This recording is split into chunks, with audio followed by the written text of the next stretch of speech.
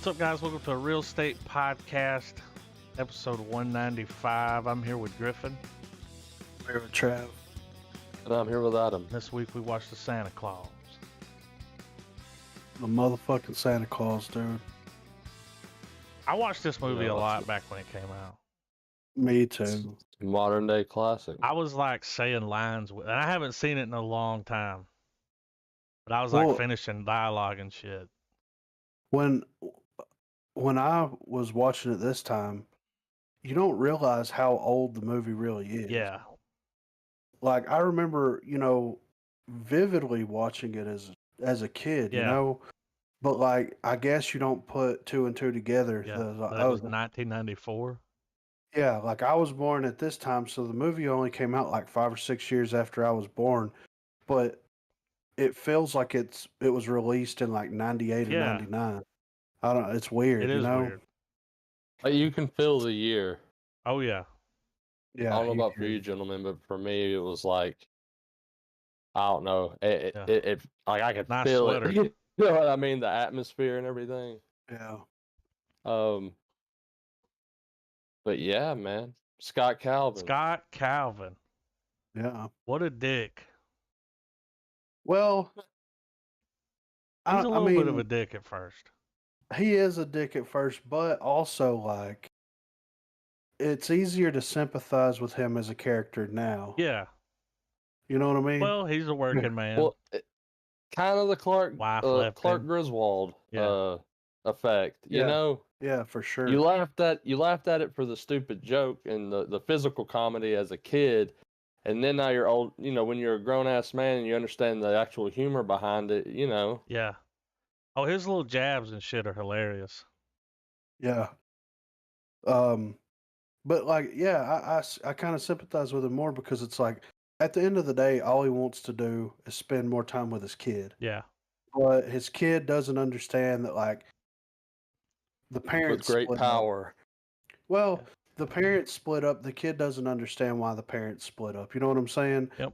He doesn't understand why his dad's not there, and like why Neil is all of a sudden there, and like why the parents can't get along or any of this stuff. And it's like every time that the parents got into an argument, it wasn't really technically an argument. It was just two different sides of the same coin, right?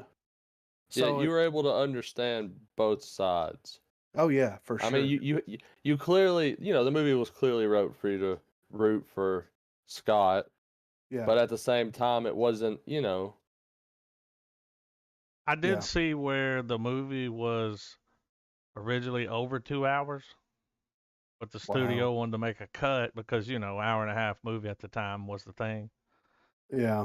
They cut out a lot of like the kid story with the kid. Right. Like a lot of scenes with that. With the fact that he's like, all the stuff with his dad being Santa Claus, and then like even before that, him not being able to see his dad some, and so they just cut all that out.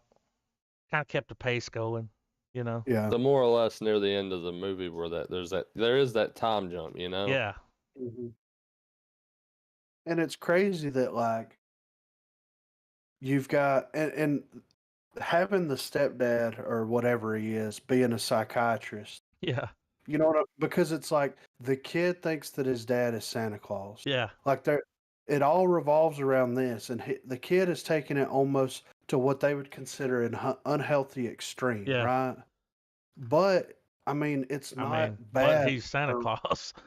Yeah, but it's not bad or wrong because it's almost like a personal offense to a certain degree of like Scott Calvin as a character because it's like I finally found a way to connect to my child. Yeah. Whether you want to believe it or not, this is a connection that me and my child share. So let him have it. And that's kind of what I got out of it. Like, yes, it was almost to an unhealthy degree. And in any other film, like if this movie would have took a dramatic turn where it's like, that didn't happen, they just had a dream and all this stuff, it would have went in a completely different direction and it could have been a lot darker than it was. But at the same time, you got to understand, like I understand Scott Calvin's side of it more. It's like, he's a kid. Let him be a kid. Let him be, and he's a little kid at that. Yeah, he's like 4 or 5 years old. Bro. Yeah. Well, yeah, he's, he's more in more than one way. He's like, he's only gonna have this for so long. Yeah. Like, so yeah. Which I mean, this is coming from a psychiatrist whose dream, the thing he always wanted was a weenie whistle. dude. Dude, he went, Yeah. Tata, Yeah. my weenie If whistle. if I would have been in Scott Calvin's position, I would have got nailed to the side and I'd have been like, I would have hit him with that Dutch ring, you Yeah. know? I'd be like, dude, quit fucking telling the kid this. Let him believe in Santa Claus. Like, let him enjoy his childhood. Yeah. Just because your childhood was ruined, don't fucking ruin another kid's childhood. Yeah, You know I what I'm get that saying? you're a Like, that's psychiatrist, psycho. but he's a kid. Yeah. Like, and stop teaching him these words.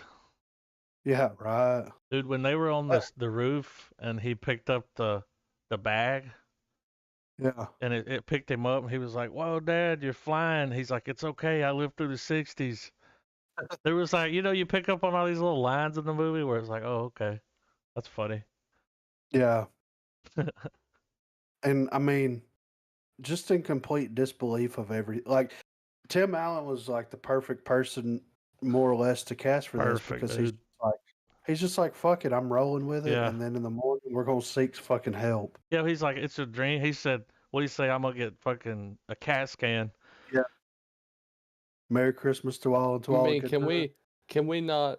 I'm pretty sure we all agree that with the Santa Claus included, there was a time, like a time period, where Tim Allen was dropping some damn good movies. Bangers. Yeah. Well, this was his first Like- lead. This was him coming Like- hot off of Tool Man, right? I think Tool Man was still going on. Yeah, oh, that went on. Tool Time went on for years, but Yeah. that he got really big on that show. I mean, that Yeah. household name. Really. Right. Same And- guy that I think directed Tool Time. Makes sense. Think Makes so. sense. What's funny though, I saw this whenever I was doing a little digging. Role of Scott Calvin was written with Bill Murray in mind. Whoa. After reading the script, after reading the script and being offered the lead role, Murray declined, saying he didn't think it suited his humor. Could you imagine? I can see can how it was see it. written. Yeah, Yeah, especially at the beginning, because he's kind of got that Yeah. Scrooged vibe. yeah, But it would have been weird seeing him in like the Santa, like all fat and yeah. dude, he had to right. come in like 4.5 hours before shooting to put the makeup on, the fat suit, the prostate, the face, and it looked good. It looked really It took good. about 2 hours to take it off. That's why after the movie, it took like, I don't know how many years in between the other ones, but it took a long time for him to come back and do another one because he said it was terrible. It was almost 10 years. Yeah, I having think, to put that shit on. Yeah. So, but and then it gets real dark. Like you forget about all this shit as a kid, but like he basically kidnaps his kid. Yeah. Like, And they bust out of jail. and they bust out of jail, and they thwart the police, which was Yeah. not very smart, but still though. all while summoning the elves to ZZ Top. Yeah. Now, Yeah. how cool was that when they come out? That's when he's going to go out for the second delivery towards the end. Yeah. And they come walking down the little like hallway thing doing the ZZ Top thing. Yeah. Was it Give Me All Your Money? What's that song called? Don't Let yeah. Up Until You Do? Yeah, Give Me It All- was perfect. Yeah. The song was perfect for it. Here's what's weird about this movie, and I never thought about it when I was a kid. So Santa Claus dies, right? Yeah. And whoever puts the No one suit on, warns him, by the way. that's what I'm about to say, dude. Whenever he No gets one to the warns- North Pole, Dying nobody's as worried Santa about Claus this. is the worst They're- job on the planet. They're acting like they're annoyed by the fact they got to deal with this dude. Right. Yeah. Bernard fucking's pissed off. Like, Yeah. he like, "We calls gotta him all train kinds of better." shit. He's like, Bernie, and he's like, it's Bernard, dude. Yeah. But nobody gives a fuck. No. It's just like a thing. It's like, you put the suit on, dude. You're the fat Christmas man is now. business, dude, and business is booming. He said, get your affairs in order. We need you back here in In a 11 year. months. Yeah. So what happens then, like, to the character? Like, does Scott Calvin get to continue to be Scott Calvin? I don't I think mean, after so. that, you're Santa Claus, right? Like, Yeah. I mean, you have to. We'll know because as he started to become more physically like Santa Claus, he was still. but you don't see him like going back to work ever, do you? Oh no, he's Santa That's what I'm Claus, saying. Like, but it's like after that happens, he doesn't go back to his job. At the beginning, he's giving a speech. You know, they sold all these toys, and he works at a toy company. Come on, Yeah. like that's. Right. I mean, that's funny. But after that, he's like, so the job's over. See, I think they cut some of that out too, probably, because you just never see him back at his job again. No. he's really running. He's really like the elves and Tim Allen are secretly running Silver Shamrock. Oh my God. And then the doctor. Okay, if I go to my doctor and I'm like, dude, I gained fucking 40 pounds in like a week. Yeah. And if I shave my beard, it grows back instantly. He's like, you check out, you're fine. It's like, you don't run some everything's test or Yeah. you don't want, you know what I mean? The doctor was just like, you're all right. He's like, does this look healthy to you? I used that when I had surgery and I got it from this movie. Right. Because I said, what's my chances of making it? And the nurse said, oh, she said, a healthy young person like you, you'll be fine. And I shook my stomach and I said, does this look healthy to you? It was a little Santa Claus reference. Right.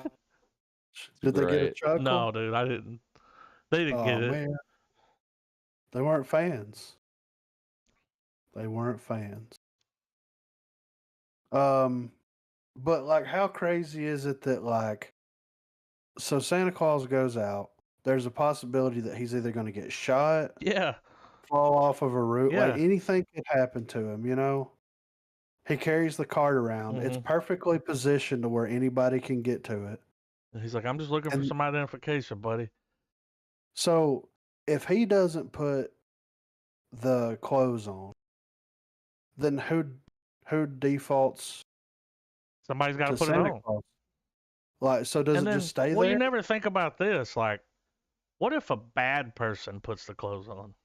Yeah, Like, what if the exactly. hands fall into like a robber or, you know what I mean? Like Like that's not even, we just like don't Lex worry Luthor. about that. Like, Yeah. I didn't think about that Um, when I was a kid. Like no. the Santa Claus suit fall into the wrong hands. Yeah.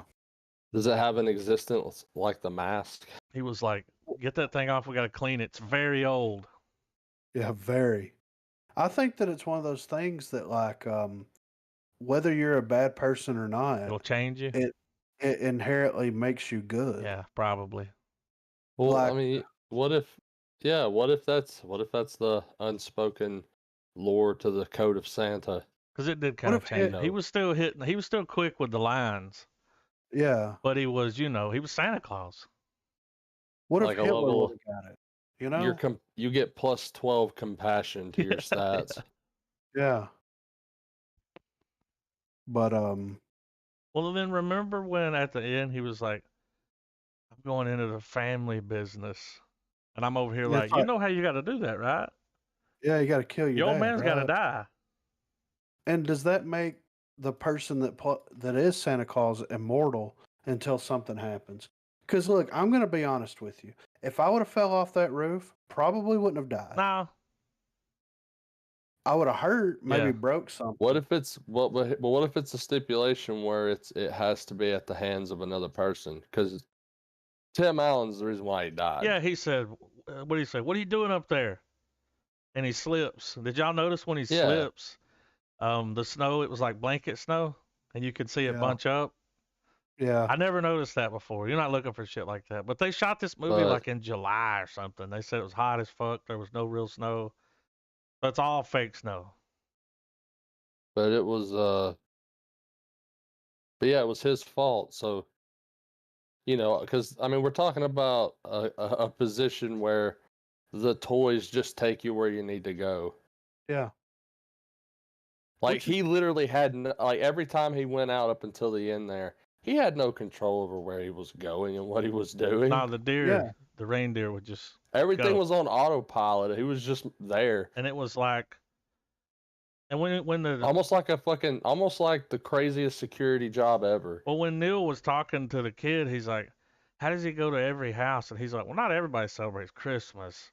And then he's like, it's some kind of time continuum where like time slows down, you know? Yeah. I mean, I don't know.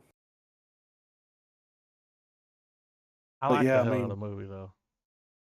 if you knock Santa off your roof on accident, are you putting the suit on? Yeah. Well, oh yeah. Without question. I like when he's reading the card. Bernard's holding the card under the magnifying glass thing, and he's reading it. Tim Allen's doing all that shit in the thing, like reading along with him. You got to read the fucking clause, dude.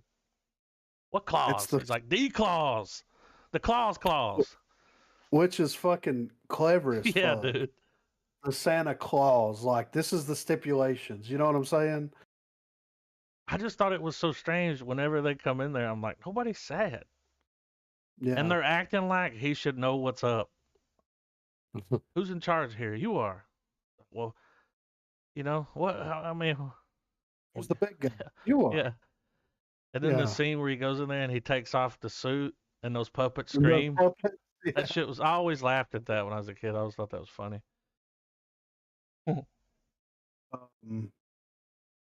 Well, maybe.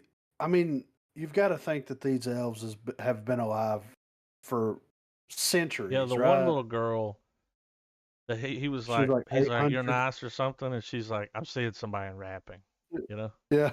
Yeah, dude, she's old. Like she said, what she said, it took me like 800 years to perfect the Yeah. recipe. He's like, I'd give up after a little while, you Yeah. know, like. So you got to think, how many Santa Clauses have they been through? Especially like back in the day when like shows up in a sleigh and reindeer and like they don't give a fuck who you are or where you're from, they're gonna fuck you up. Yeah. You know what I'm saying?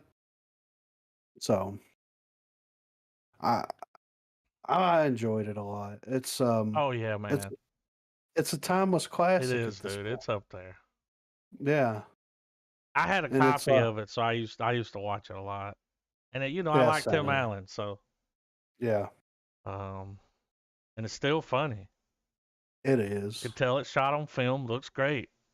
Yeah. I don't think I've ever seen a copy of this movie that looked like this. I mean, No. like last time I watched it, it was nowhere near Blu-ray quality. No. Um, Last time I watched it was probably on a VHS. or TV. Like it just Yeah. came on, and I was like, "Oh, Santa Claus." Yeah. I don't think I've seen the others because I don't really remember. The second one was good. I remember like seeing a scene on YouTube one time where I don't know which movie it's in, but he's meeting with all the Tooth Fairy, Yeah. Mother Nature, and the Tooth Fairy wants to change his name. Yeah. That's Like the it gets third. out of hand. Yeah. Yeah. Which all the other characters show up in the second one. You know, you've got the Tooth Fairy and Father Time and Easter Bunny and all The this son stuff. come back. Yeah, the son does come back. Like everybody comes back for all of them. And the second one is like he's got He wants like to get in married, one of- right? Well, it's a clause that Mhm. he has to. There has Oh. to be a Mrs. Claus. It's the Mrs. It's Claus like Mrs. clause. Claus or clause. something. That's Yeah, that yeah, makes sense. yeah. And then in the third one, which I didn't like near as much, That's Jack got Frost. fucking Yeah. limit. What's his name? Remember his character? Oh, Y'all know what I'm talking about. Jiminy Glick. Jimmy the Glick. Yeah, Which would have been better just to have him in the movie. I know, right? With you know what I mean? Could you picture? But yeah, the third one was the weakest out of all Diminishing of them. for Returns. sure. Oh, Martin Yeah. Short. Yeah, but the second one's good though. And yeah, everybody comes back on. And I think the third one had something to do with like his kid was like being a dickhead and he was on the naughty list and all this stuff. He has to, you know. Oh yeah. He's been a So, bad kid that year. He's not gonna get yeah. presents. You know, when you Right. see Neil, you're like, Billy. Yeah. What talking about? Yeah. Beverly Hills Cop. Yeah.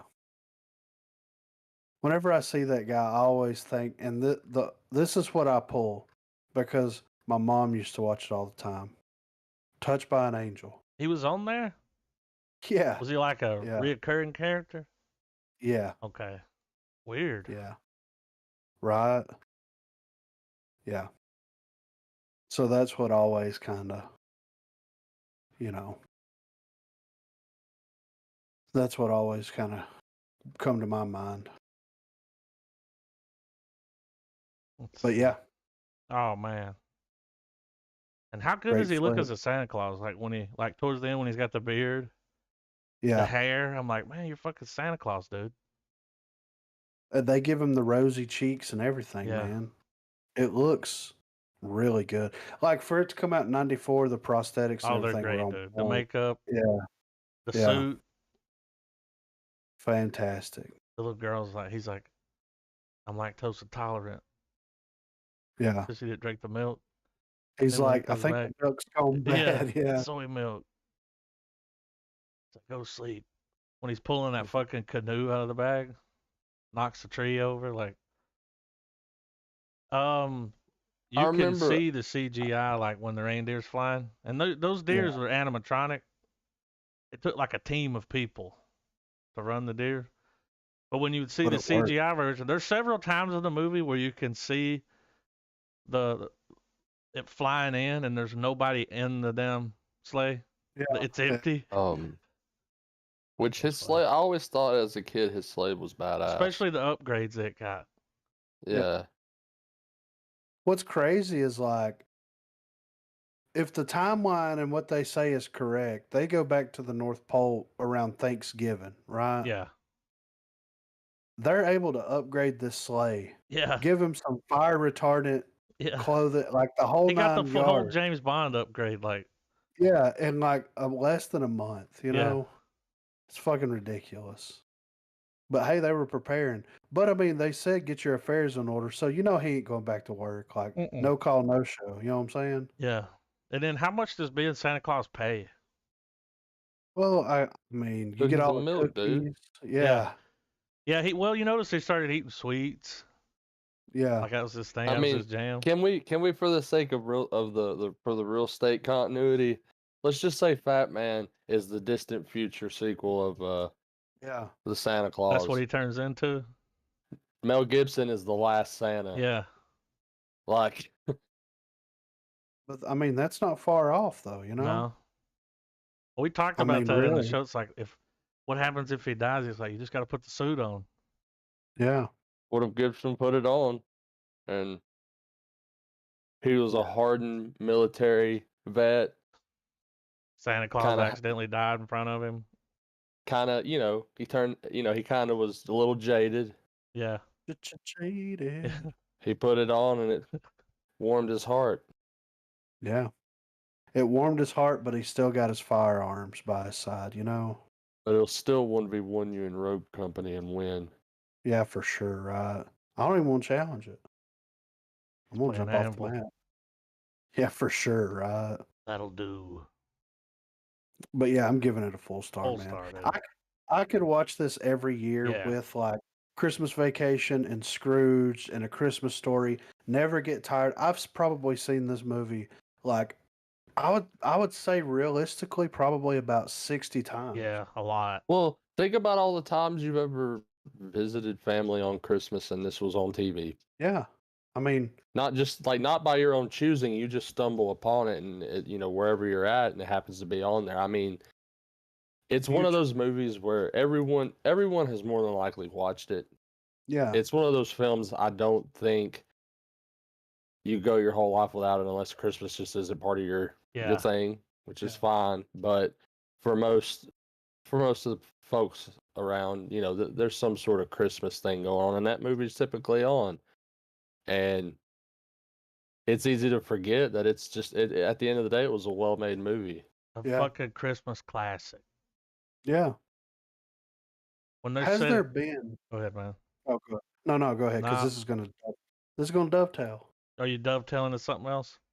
Yeah. I was just gonna bring up when they're sitting in after he does the thing at show and tell, or when you bring your dad to work day or school, Yeah. and he's like, what'd you guys do before you went to bed? And he's like, we fucking shared a bowl of sugar, did some shots of brown liquor, played with my shotguns, field dressed a cat, looked for women. He's like, I read him a book. Come on, man.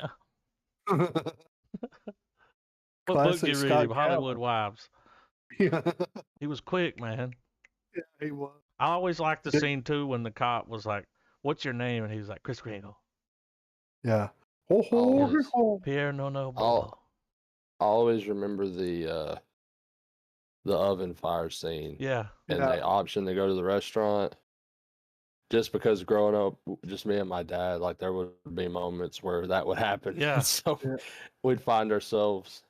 well, He looks over. it reminds you of that classic scene in Christmas Story where they have to go Yeah, out and what- eat Chinese food because the fucking food Yeah. gets fucked up. Like, and that's the first place they Mhm. stop at, like a Thai place. Yeah. He's like, they're closed.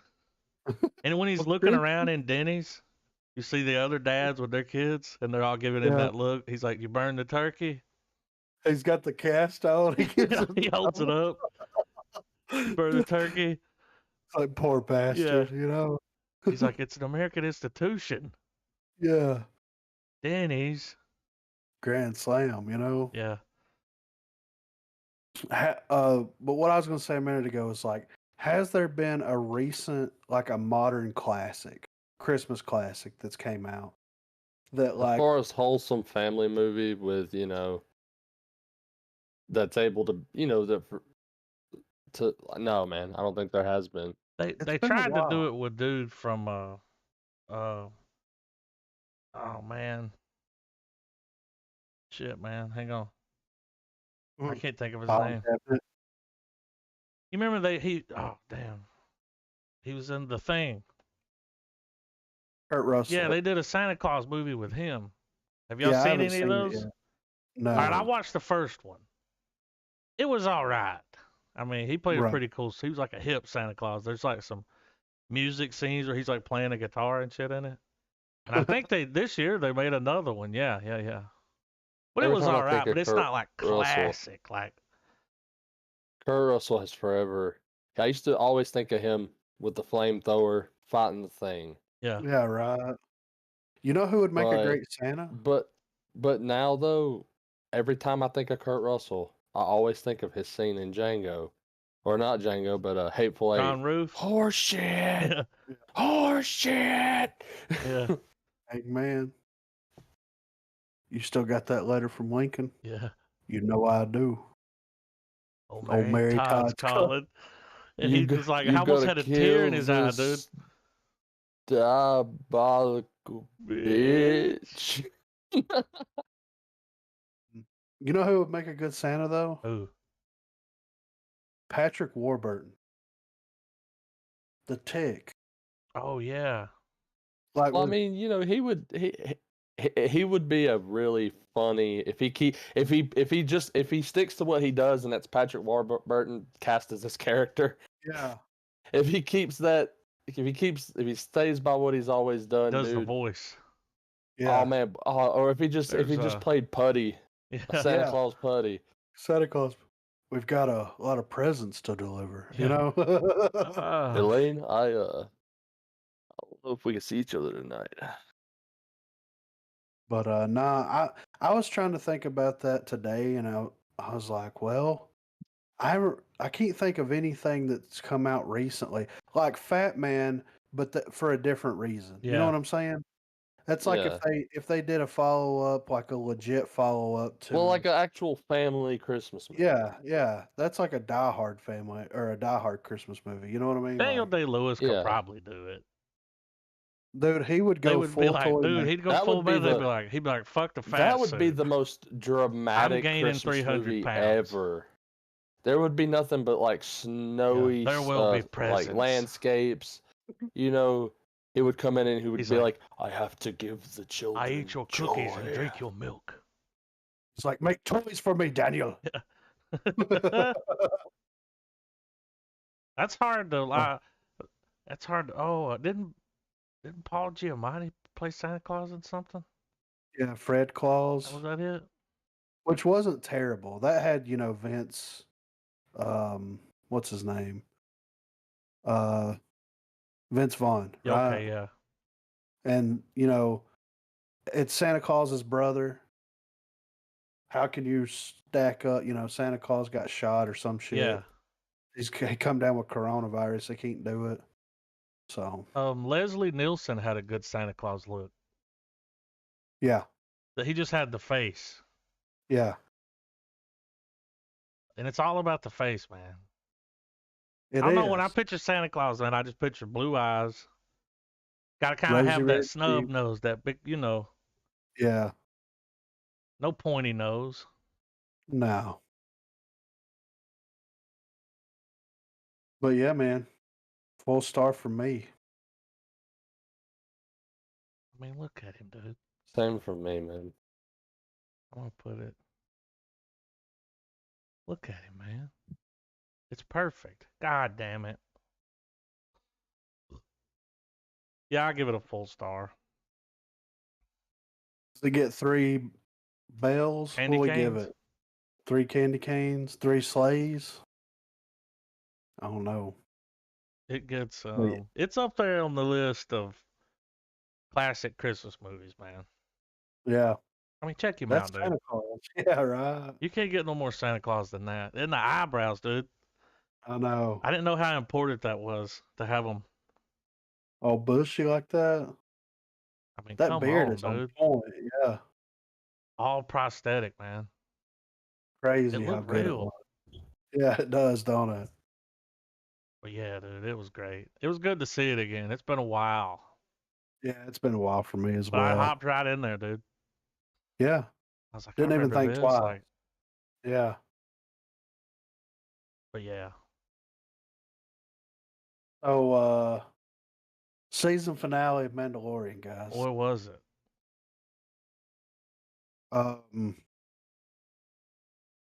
What the fuck? Yeah. Right? Like, it's probably been beat to death like a dead horse, on the internet. Yeah. But New shit's come to light?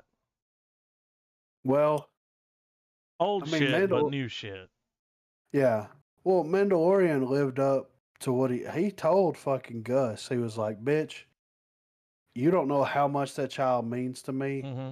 I'm showing up and I'll showing take my out." fucking helmet off. Yeah. So he shows up with the crew. They got a plan. They're hot, and that was a cool opening. They board Yeah. that ship with the scientist on it and Mhm. everything, and they're like, he's worth more to you dead than he is to us alive. All this shit. They have that little Mexican standoff there, and gets fucking dropped. Well, and then that dude tells her, she's like, "Oh yeah, you're from what planet was it?" He's like, "I was there that day. We fucking Alderaan. fucked everybody up." Yeah. I was like, "Damn!" And now she's gonna get the fuck over, kind of like Bill Burr did. Yeah, yeah. Mando kind of gave her that look too that he gave Bill Burr. He's like, fucking word, We're all fucking motherless child, Yeah, right. Right. Ragamuffins. But yeah, they get a pretty good plan. They're like, all right, all the bounty hunters except for Boba is gonna fucking roll in and cause a distraction. Mando, you sneak in. First of all, lock that fucking room down with those badass stormtrooper Here's fucking the key. robots in there. Yeah. And she's like, Make "I sure- get Gideon. Yeah, He's mine. He's got to surrender to me." Yeah. She didn't say why. Probably should have No, said which- why. Yeah, exactly. Probably Right. should have, because he doesn't want it. No, I He mean, wants the kid, yeah, and he's got a badass fucking spear. He don't need that. yeah, right. So he fucking opens the hatch and pulls all those robots out, the dark troopers, what are they I knew called? they were gonna fly back. Yeah, When they went out, I was like, those things can fly though. Yeah, the one gets out though, man, and beats his fucking head. He hits him so hard that his helmet goes into the ship.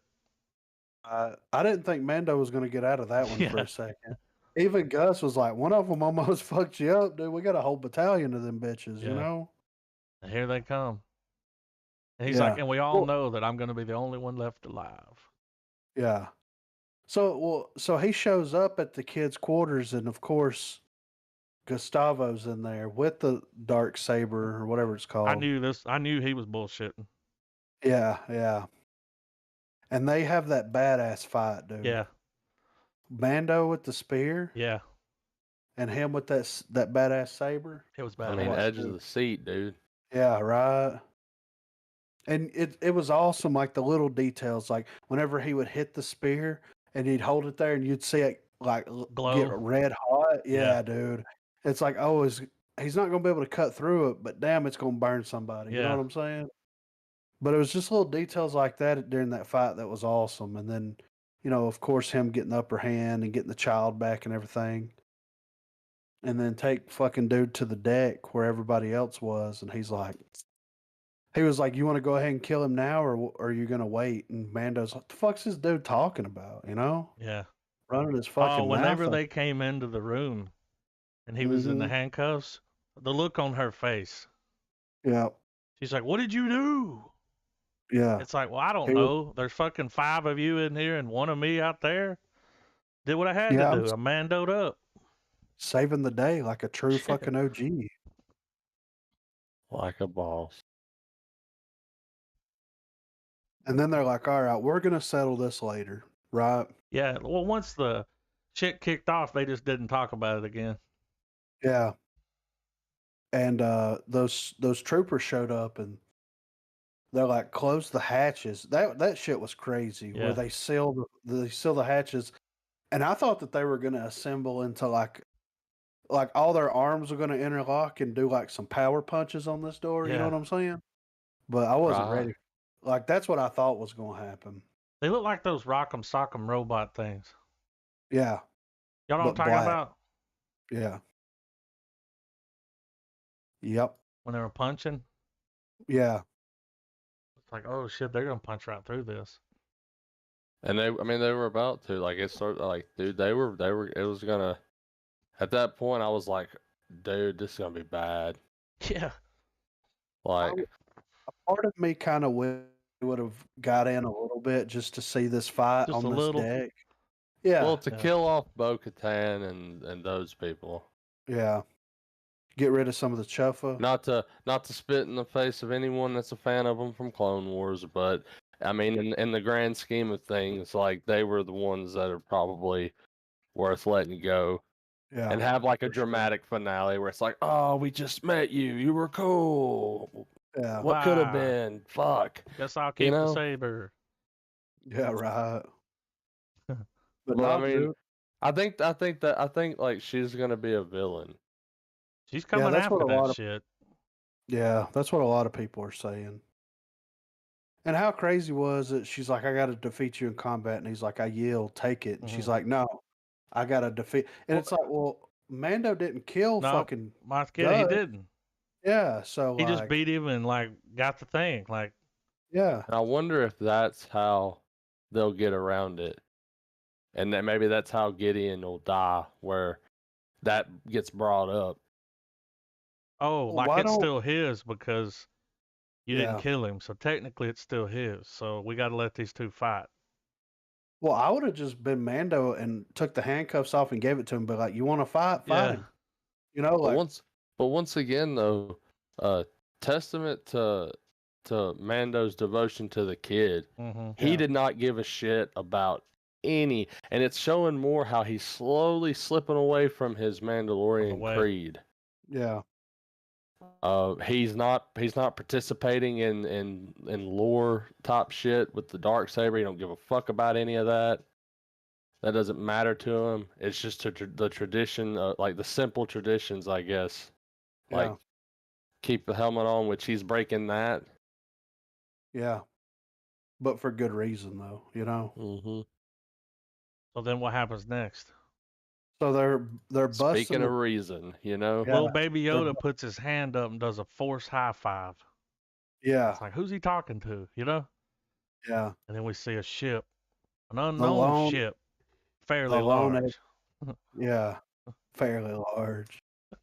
Yeah, that lone X-wing pulls in and just parks and fucks everything up. No comms. They say, identify yourself. Nothing. Ain't got to. Fucking Moff Gideon's eyes are getting big. He knows. Yeah, he knows the score. And we're all sitting here like, this better be Luke Skywalker.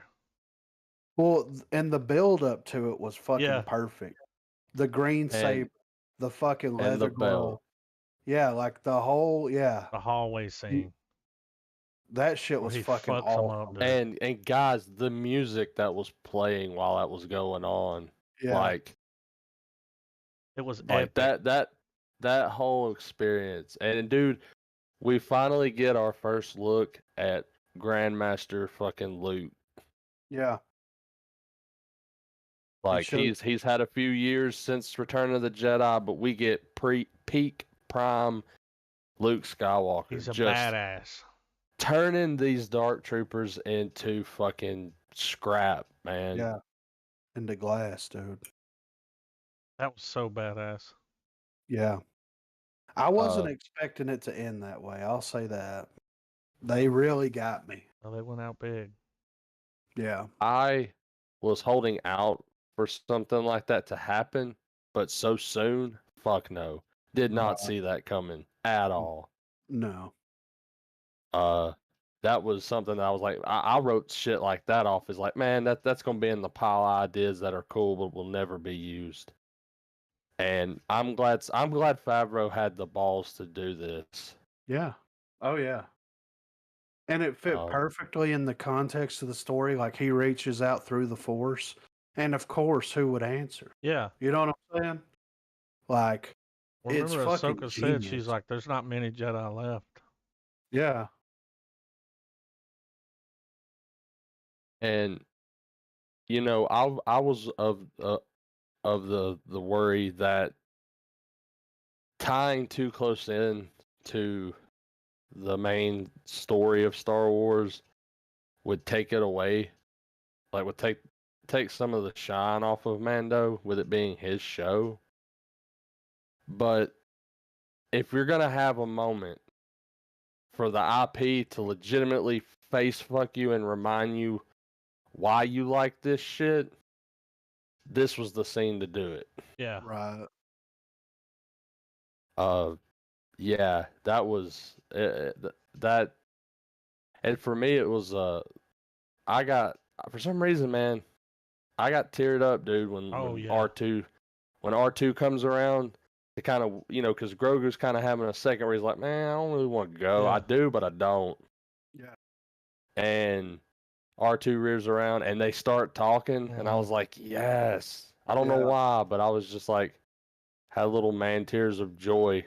Plus, riding off the high of that fucking epic ass like cut down. Yeah.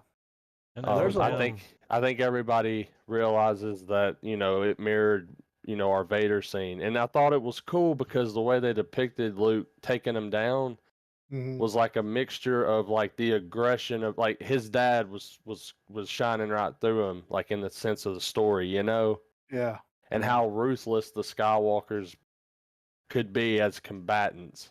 Yeah.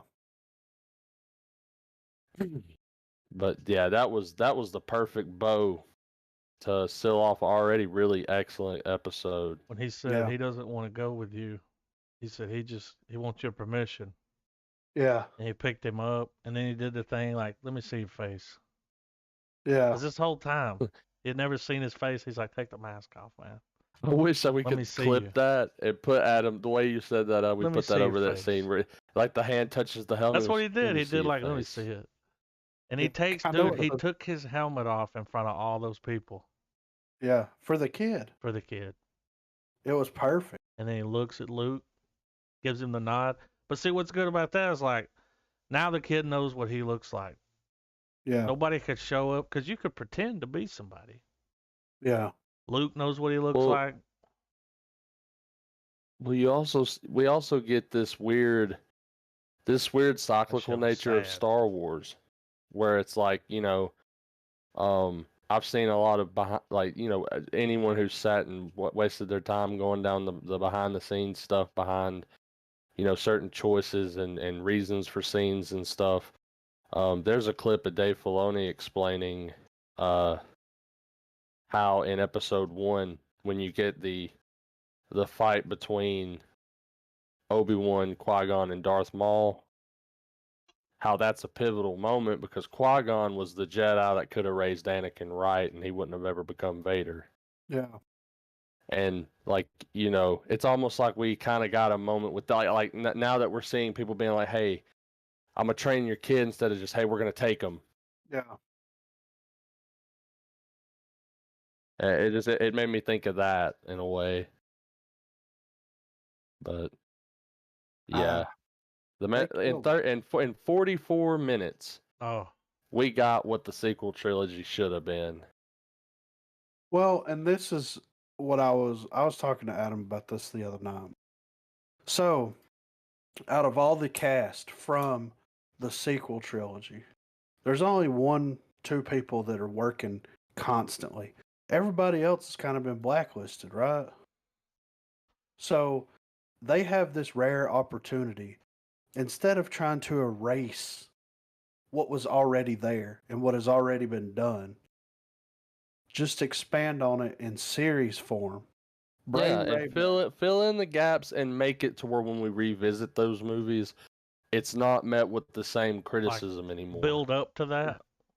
Yeah. Yeah.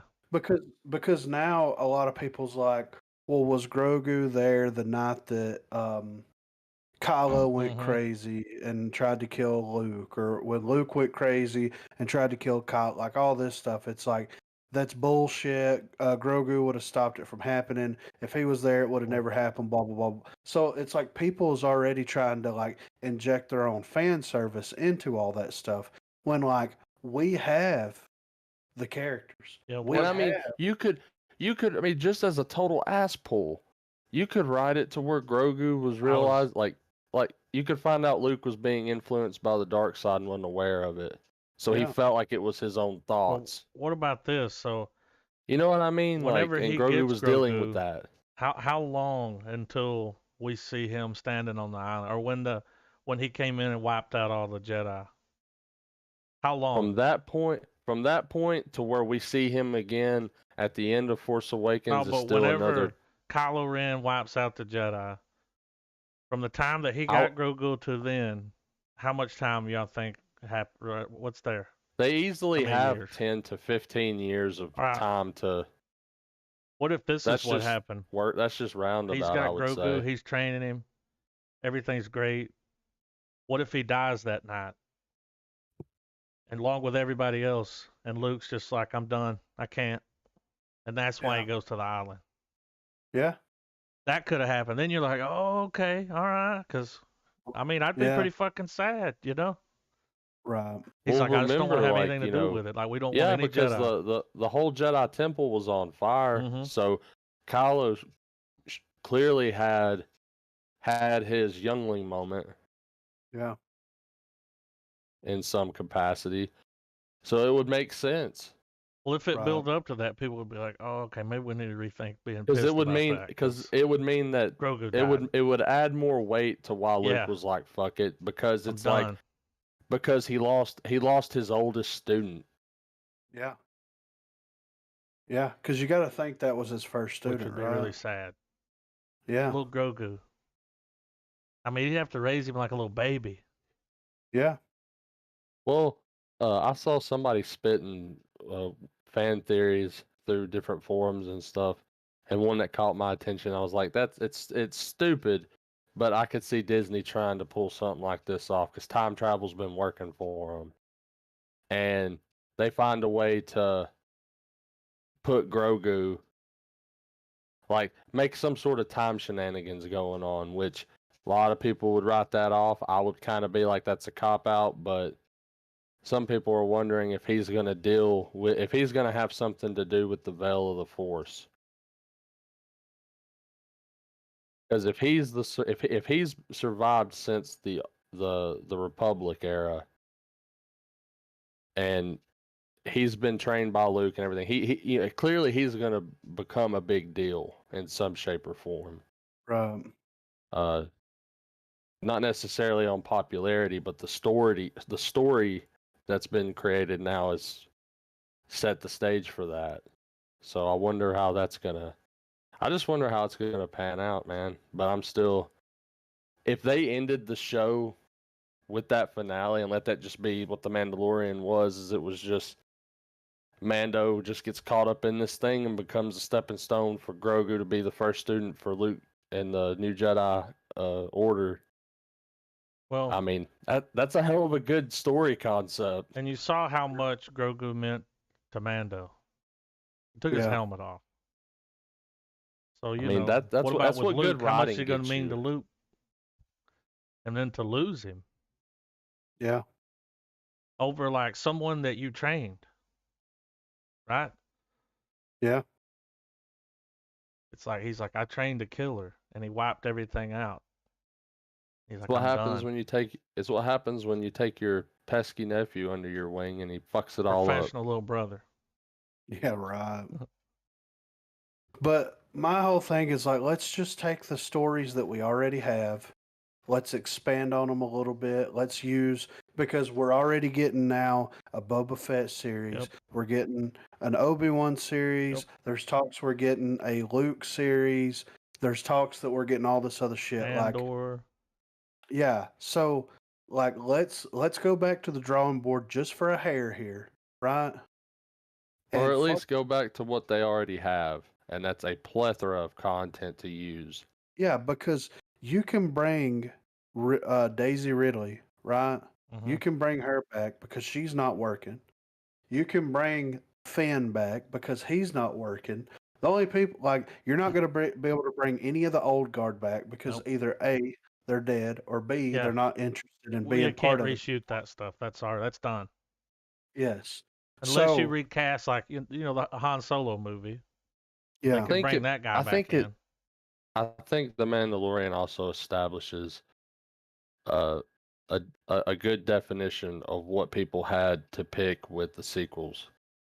It wasn't that people. I don't think people didn't like Daisy Ridley, and I don't think it was the fact that people didn't like Rey. It was the idea that we were being sold this story about this new character and all of this that's piggybacking off of a story that this character ultimately has no relation to whatsoever. Yeah. Had her like a female fronted Jedi story is not the problem. No. Well, The and problem was that they tried to that they didn't like you can They didn't clearly really see that connect the two.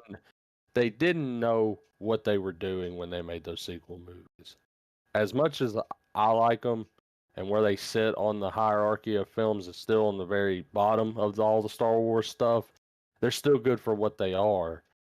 But they still don't. But I'll be the first to admit that they don't make any fucking sense in continuity. well, I mean, the real story was about Kylo. Yeah. And at the end of the day, like, I enjoyed the Kylo stuff and all this, and having the whole series center around Rey. But Kylo though he was still a subplot. He was right up there next to the main course and his whole journey from falling to the dark side, redeeming himself, all of the unforgivable things he does, and then he becomes fucking. Hey, I can pull a lightsaber out of my back, guys. Yeah. I mean, that's still. I mean, it's his arc was good, and I enjoyed it. But we were 100% marketed on Rey. Yeah. Yeah. Well, and to me, as a moviegoer, and just looking at it from a marketing standpoint in general, it makes sense for them to have Rey be the focal point of the film and have Kylo be like a villain slash anti-hero, right? And the reason Yeah. why is because, first of all, the climate of the world right now. Okay, if you have another Star Wars film that has another male lead, then there's going to be a lot of people that don't feel included, blah, blah, blah, blah, blah, blah, blah. So, from a technical standpoint, then that makes sense. But also, less is more. So, the less Kylo that we get and more, Rey that we get, and you see Rey's journey, that just feeds into that mystique and like what's really going on in his head and all this stuff. And then when they started bringing a lot of that stuff in The Last Jedi, like, whenever him and Rey were having these Force conversations Mm-hmm. about like it's all gray area, and all this kind of stuff was going on. Then it brings you into Kylo, and it starts kind of explaining his journey, what his motives are, and then they went into Rise of Skywalker, and it turned into whatever it was or whatever. But it's like, to me, Rey being the focal point of the story was fine and it made sense, and Kylo being a background character that turned into more. It's just that they did, like you said, they didn't know what to do with Rey. Yeah. That was their problem because they all of a sudden turn her into a Palpatine. You know what I'm saying? Mm-hmm. They all of a sudden do that when I was fine. I think everybody was fine at the end of The Last Jedi that she was a nobody. That she Yeah. was a family. She came from a family of junkers Yeah. that They could sold have, her. and if they had capitalized on that and included that in with the, because I feel like her going, call me Skywalker was not a good way to achieve that. No. They still stuck their landing with it. Yeah, nobody can choose to be whatever they want. She chose to be a Skywalker. I get it. But it wasn't good enough. Not by a long shot, and I think most people agree. Yeah. I think if they'd capitalized on, like you were saying, at the end of The Last Jedi, where she was a nobody, and instead of adopting a name, she just stayed as Rey. Yeah. And just like capitalizing on the idea, kind of like with the way a lot of other films where it's like a passing of the mantle. It's like anyone can be this Yeah. if you got hope, which is fucking that's the message of fucking Star Wars according to George Lucas is just hope. Yeah. So Hope and perseverance. yeah, and Yeah. that would have been a very, it would have been great that someone on a societal level that people consider nothing and no one and useless or whatever ends up being so prevalent in the Force that she's able to wield it, harness the power of a former Jedi, and conquer the Sith once and for all. That would have been more impactful. Yeah. Oh yeah. And I think that there's a lot of time gap, specifically between The Last Jedi and Skywalker, where you can go in and you can bring those characters and you can bridge that gap with one, maybe two seasons of something. And you can get all of the stuff like that. You can explain more of the Last Jedi stuff and get a lot of that stuff out in the open that people didn't seem to like, flesh it out more. And then it would also be a good intro into Skywalker to be able to bring the story back around full circle. The damage is already done. So why not try to get someone that is very creative and someone that is very good at writing to come in here and be like, here's the problems that happened between the last, because everybody agrees. The Force Awakens is fine, right? But It's just a carbon copy. yeah, but The Last Jedi is where they start to lose people, and Skywalker is either where people really love it or really hate it and ruins everything for them. So you've got a massive time gap between those two films, and especially Skywalker. It's like pop, pop, pop, pop. It moves so fast. The plot moves through so fast that you're just like, wait, what? He's got to go to the ship and he's got to get this fucking triangle cube thing. There's a And lot happening. yeah, a lot happening for the ending to be what it was. So just go in, refine all this stuff, get some good writing, get all this stuff in place for it, and then be like, all right, guys, Like now they're in a what? better position to fix it than they were a year ago. Oh yeah, for sure. And they achieved that with one episode of The Mandalorian. You know what I mean? Mm-hmm. Just the fact that Luke shows up and gets Grogu and the implications that that has ripples through the entire fucking sequel trilogy. You know what I mean? So it's like because I mean think about it. Everybody hated like his character in the sequel. Okay, well why? Like you don't see everything that happened there that night. Like Adam was saying, if fucking Grogu gets fucked Oh up, man. And you train the motherfucker that kills him. yeah, like So what it's kind of almost on you. yeah. I I mean, mean, dude, that would make sense for him to, I mean, I would want to go off and be alone. I'm like, I got fucking Grogu killed, man. For yeah, it to be such a impactful death to break his balance, with the Force, like it's the perfect thing. Because even though Luke is our hero, he's perceived as the do no wrong. you know, what better way to humanize him and to tap into the Skywalker legacy than to have him be upset over death? You know what I Yeah. mean? Yeah. And his futility to stop it in the end. And have him feel like it was somewhat his fault. Yeah. Yeah. I mean, this fixes Luke a little bit. Right. Yeah. But I mean, it's purely speculation amongst us. Yeah. But I mean, I feel like, you know, 1 + 2 = 3, you know? Like,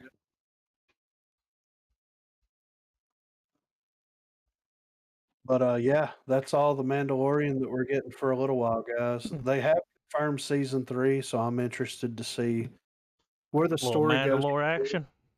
Yeah. But hey, man, I love the character. Oh yeah, Even Pedro though, Pascal, I mean, dude, kills it. get this guy some more work. for sure, right?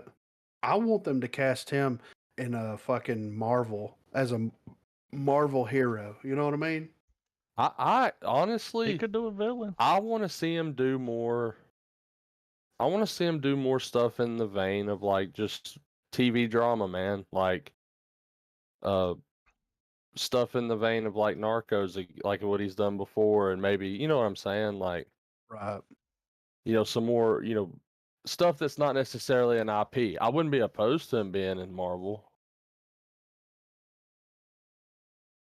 He is a fucking jewel. 10 out of Right? 10 we'll watch again. Yeah. He is Faux show. amazing. So I got a couple little tidbits of movie news if y'all want See to what hear you hit got. that up. Let's I was see. gonna First bring of this all, up, so I'm glad it's in here. what, the James Bond thing? Yeah. So James Bond Home MGM is exploring studio sale valued at $5.5 billion.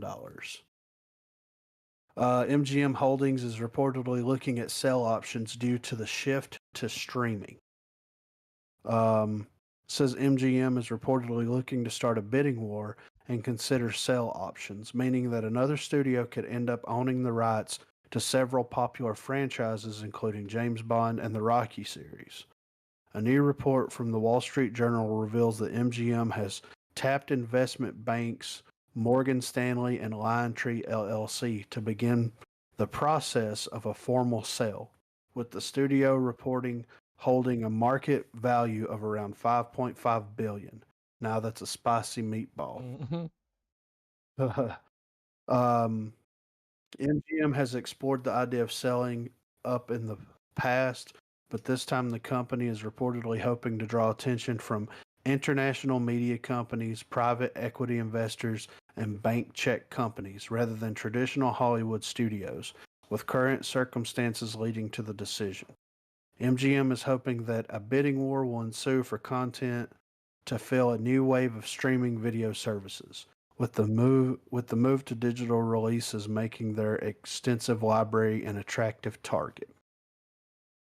MGM has an epic library of over 4,000 titles, many of them very recognizable, and over 17,000 hours of television programming, including the franchises like The Hobbit, as well as popular television shows like The Handmaid's Tale and Vikings.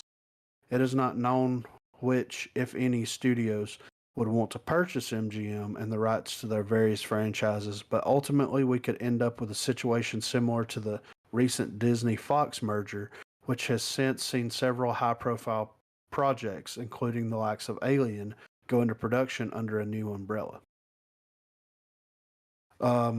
So with that being said, I don't think Disney can fucking buy anything else, can they? I remember it was like here a while back they said that was the cap.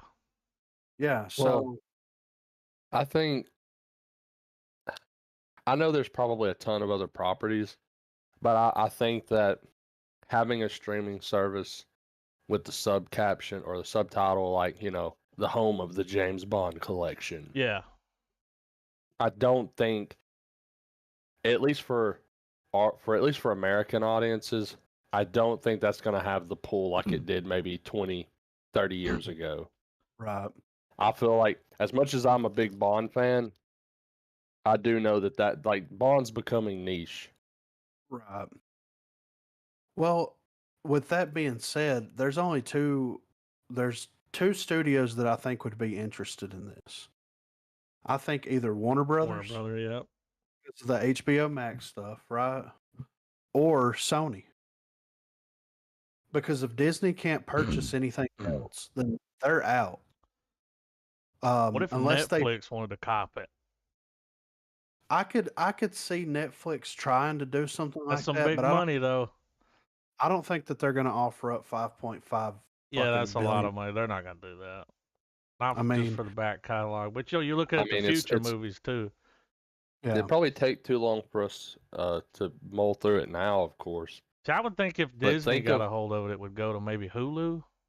I don't Yeah, know about them putting that on well, Disney think Plus. about we would also have to consider with MGM how many movies and film and TV that they've done that was in association with some of these other companies, Well, because I'm sure Disney. that would be a deciding factor too. At Yeah. Disney World, they have MGM Studios, like a park. Yeah. It's movie props and movie Yeah. rides. That's where you ride the Star Wars ride. They got the Indiana Well, Jones thing there. with that being said, I bet that MGM was holding out as being Disney the default purchaser, but since they got Fox, then that kind of put them out. So that's because think about it, they could have did a behind the door, like a closed door deal Yeah. for this, and been done with it. You know what I mean? Mhm. And Disney would have just, you know, basically taken in all those properties, and it would have just went kind of the way that Fox did, but on a smaller scale. But now they're like, okay, we've got to get investment companies and banks together in order to value everything Mhm. because Disney's not able to do that. So that could, I mean, but it could also turn into a situation like Spider-Man. So for example, investment company A, let's call it Real Estate Investments, Mhm. come in. We drop 5.5 billion on the MGM catalog, right? We lease the characters We out let to, let's say, Disney use them. yeah, Yeah. we lease it out to Disney, we lease it out to Sony. We're Well, just going to be making money, and we're see, not going to have to put they could anything do in. that though because they own there's several companies under the Disney umbrella, Yeah, and they could use one of those companies to purchase yeah, it. right. Even though it's still them, different name, different Yeah, LLC, like they could use that company to purchase right. because they're not done buying shit. No, not at They'll just all. buy another company, and it'll be like a sister company, like it's its own thing. Because a Yeah, company it's got a name it's its own thing, so they could use that to get it. yeah, Um, and I don't know. It's yeah. amazing that they want to let that go. That's it's weird. Well, I mean, at the end of the day, they're like, all right, we saw Quibi fail. We've seen a lot of streaming services fail. Yeah. There's a Well, I couple mean, that, I'm sorry. no, you Go go ahead. ahead. I was just saying or thinking, this could also be a way for them to settle a deal somewhere so that in the event that they decide to put No Time to Die on streaming, they already have their platform ready. Did the article mention that they're streaming for free on YouTube right now? No, Did y'all I know don't that think MGM pulled down the paywall? As of I heard December about the that. 2nd, all James Bond movies, old, Yeah, free on YouTube with ads, of course. right. Yeah. And Well, I don't know why, but didn't Apple offer MGM X amount of money to stream the new I think James they Bond film? did, man. Big dollars. I think was it like 500 million? Yeah, it was Apple might something want to crazy. come in and grab it. And then you got to think about this too. Amazon. Yeah, right. Jeff Bezos has got a lot of money. He's the richest man in the world. Yeah. I feel So like Apple would be a good Apple home seems for like, James Bond. that's. I don't know. I just think James Bond will use an iPhone. You know what I mean? for sure, right? Yeah. Ain't got time to Well, fuck as with far as Android. I know, Apple doesn't have really any IPs under their belt. They're all Not like still just that. completely. Yeah. They're all full on. Their main sellers are Their just their original stuff right content that they've got. I think in the long run that's hurting them too, right? now. Because like I've noticed now that Apple TV is available for PlayStation. Yeah, they're spreading Yeah. out. I don't know how long that's been. I could be just ignorant to a lot of that, but I've noticed that it's branching out from being Apple products carrying it. You know. right. But yeah, so we'll keep up to date on that. If we get any more MGM news, of course we'll be sure to report back on that. Next, we've got they're apparently doing a sequel to The Exorcist, and I think that we talked about this at some It's been point, a minute. right? Yeah. About how The Exorcist was basically a perfect movie and it Yeah. didn't need a sequel. So apparently, it seems we're officially getting a new chapter in the Exorcist franchise, whether we ask for one or not. According to a report by The Observer, Blumhouse Studio has teamed with Morgan Creek Productions to produce the film, and 2018's Halloween director David Gordon Green has been brought on board to helm the project. The news comes mere days after William Friedkin, the director of the original Exorcist, took to Twitter to declare he is in no way connected to any remakes or sequels to his 1973 classic horror. There's been a rumor on IMDb that I'm involved with a new version of The Exorcist. This isn't a rumor, it's a flat out lie. There's not enough money or motivation in the world to get me to do this. According to the Observer report, the upcoming film will be a sequel to the original Exorcist rather than being the Exorcist reboot as previously reported. That would make this the 5th sequel to the original film. But rumors have long been swirling that the new Exorcist film will reboot the franchise in some manner and start from scratch. So, with that being said, you have to bring back Linda Carter, right? Oh yeah. Wasn't she the Linda one? Blair, you mean? Linda Blair. Yeah. Linda Carter was Linda Wonder Carter Woman. was Wonder Woman, Griff. Yeah, sorry. So you've got to bring her back, right? And maybe I mean, We're talking direct sequel. in a perfect world, maybe she would revive her old role in some shape or fashion. But Maybe it's I feel like at best we'll get a cameo, like well, I'm just thinking about she's it. I'm thinking about it in the context of like the guys that did the Halloween, yeah. 2018 Halloween. So Maybe it's they're her out- granddaughter. But do we or- want Halloween? But do we want like the Halloween formula skin for Exorcist though? I mean, it worked for what's gonna make- Halloween. and that's what's going to bring the people in, though. Oh, you're bringing Linda Blair back, and she's all fucked up because she was possessed by a demon when Yeah. she was 12. She's been demon prepping. Yeah, so it's good. Do I think it's going to be a carbon copy? No, but do I think that they'll take that route? Absolutely, because it's a no-brainer. It's been What has working. Linda? Yeah, what has Linda Blair done in the last 20 years? Cons.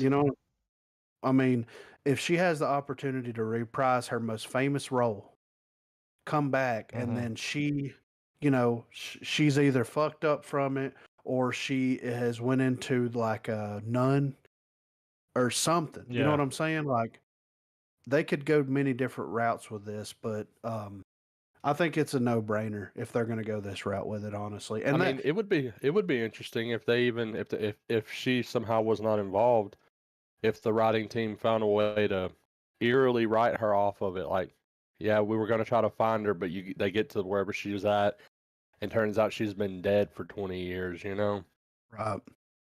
And maybe make the movie investigating that. Yeah. But as the trail, gets cleared, gets found, they they have to start answering to supernatural shit, Or we find out that something happened to her. Yeah. Like it came back, maybe it killed her.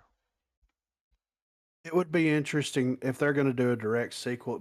It would be interesting because at the end of The Exorcist, if I remember correctly, not father, but what was the priest's name? The younger priest. Fucking God, hold on. Let me look it up. All right, so not Father Marin, but Father Karras, right? That they drive the demon out of her, Mm-hmm. out of Reagan into Father Karras, and Father Karras jumps out the window. Right. Mm-hmm. That's how the movie ends. They look out the window. Do they see his body there? I can't remember. It's been a while since I've watched The Exorcist. But if this dude is still alive, Yeah. let me see. Yeah, so no, he died in 2001. Never mind. I was going to say it would be interesting to where, like, because he was a priest, he's not going to have any kids, especially once they drive the demon into him. He's not going to be banging anybody, you know? Fucked up face, deep voice. It's just not a good He's look creepy. at any bar, you know? Hear me out, guys. This might sound stupid, but I think it rings pretty cool. What if they did Exorcist, but they approached it kind of like Hereditary? Okay. Like that demon came back and got her, Mm-hmm. and as it's passing it on, like, don't give us some stupid backstory on the demon where it's like it was this spirit of this guy and blah blah blah blah blah. Instead, like, make it be like like if they elaborate on it at all, it's just some super obscure shit where someone's gonna pause it and look up some shit in demonology, and they're like, "Oh, what the fuck?" Like, but Right. keep it vague to the audiences, lest they want to deep dive. You know? Yeah. Well, we'll Because see. I think like you were saying, man, it's a no brainer that they're gonna go that they'll probably go the route of some sort of, the cyclical nature of trauma Right. or generational trauma, I guess. Yeah. And you know, but like you said, we'll see. And I hope it's good. It would be nice if these classics start having quality remakes made. Yeah. Because, I mean, The Exorcist is not the first one that I would pull to, but it would be awesome if they did a direct sequel to like Hellraiser. You know what I mean? Mm-hmm. Or there's a lot of classic horror films that they could do direct sequels to the first one in the same vein as Halloween and give us what we wanted, and it would be really interesting and really a really good film. Exorcist is just not the one that comes to mind. It's fuck Hey, it, you know?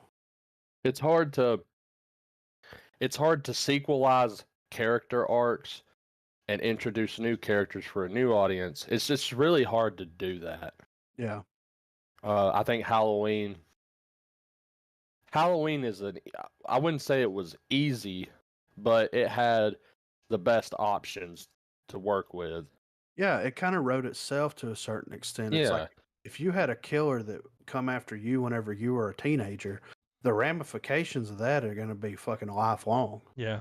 Like, for instance, in a Hellraiser sequel reboot, it would be sequelizing the box and the woman, Yes.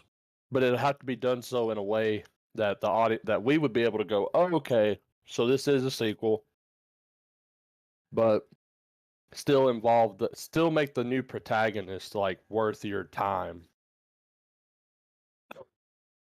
Well, and that was the thing about Hellraiser, though. It's like they didn't, as the girl wasn't really tropey like it was at that time period. To me, it wasn't. You know what I mean? She No, was, I she mean, was, yeah, she was just in this world, just happened to be in this world and how fucked up it is. It wasn't, it wasn't like normal where it's like, oh, we did some fucked up shit. well, Now it we're was gonna like a parallel from how ridiculous her life was becoming as her father was succumbing to this woman's seduction, yeah, yeah. So, and like the whole love triangle involved with the woman and her brother that got well, that kicked all the shit off to begin with. yeah, it's fucking craziness. But yeah, we'll be on the lookout for that. I mean, I'll check it out. I mean, of course, but we'll see what happens with it. Yeah. Expectations at 20%. Yeah, I'm gonna keep the expectations very low as well because it's like, dude, The Exorcist, man. It might surprise us. Because I've sat Yeah, through so many quote unquote sequels to The Exorcist that just were not good. They were boring. Yeah. Oh yeah. So next, so I don't know if y'all knew this or not, but Ernest Cline released a follow up to Ready Player One. Hmm. Oh, It came out a couple weeks ago. He released the book, and it says here that Ready Player Two author Ernest Cline has revealed that a big screen adaptation is in early development. Yeah, I'd read something Um, about that not too long ago that they were thinking there was going to be a movie. Which I mean, yeah. why not? Well, the kids are still young enough. Yeah.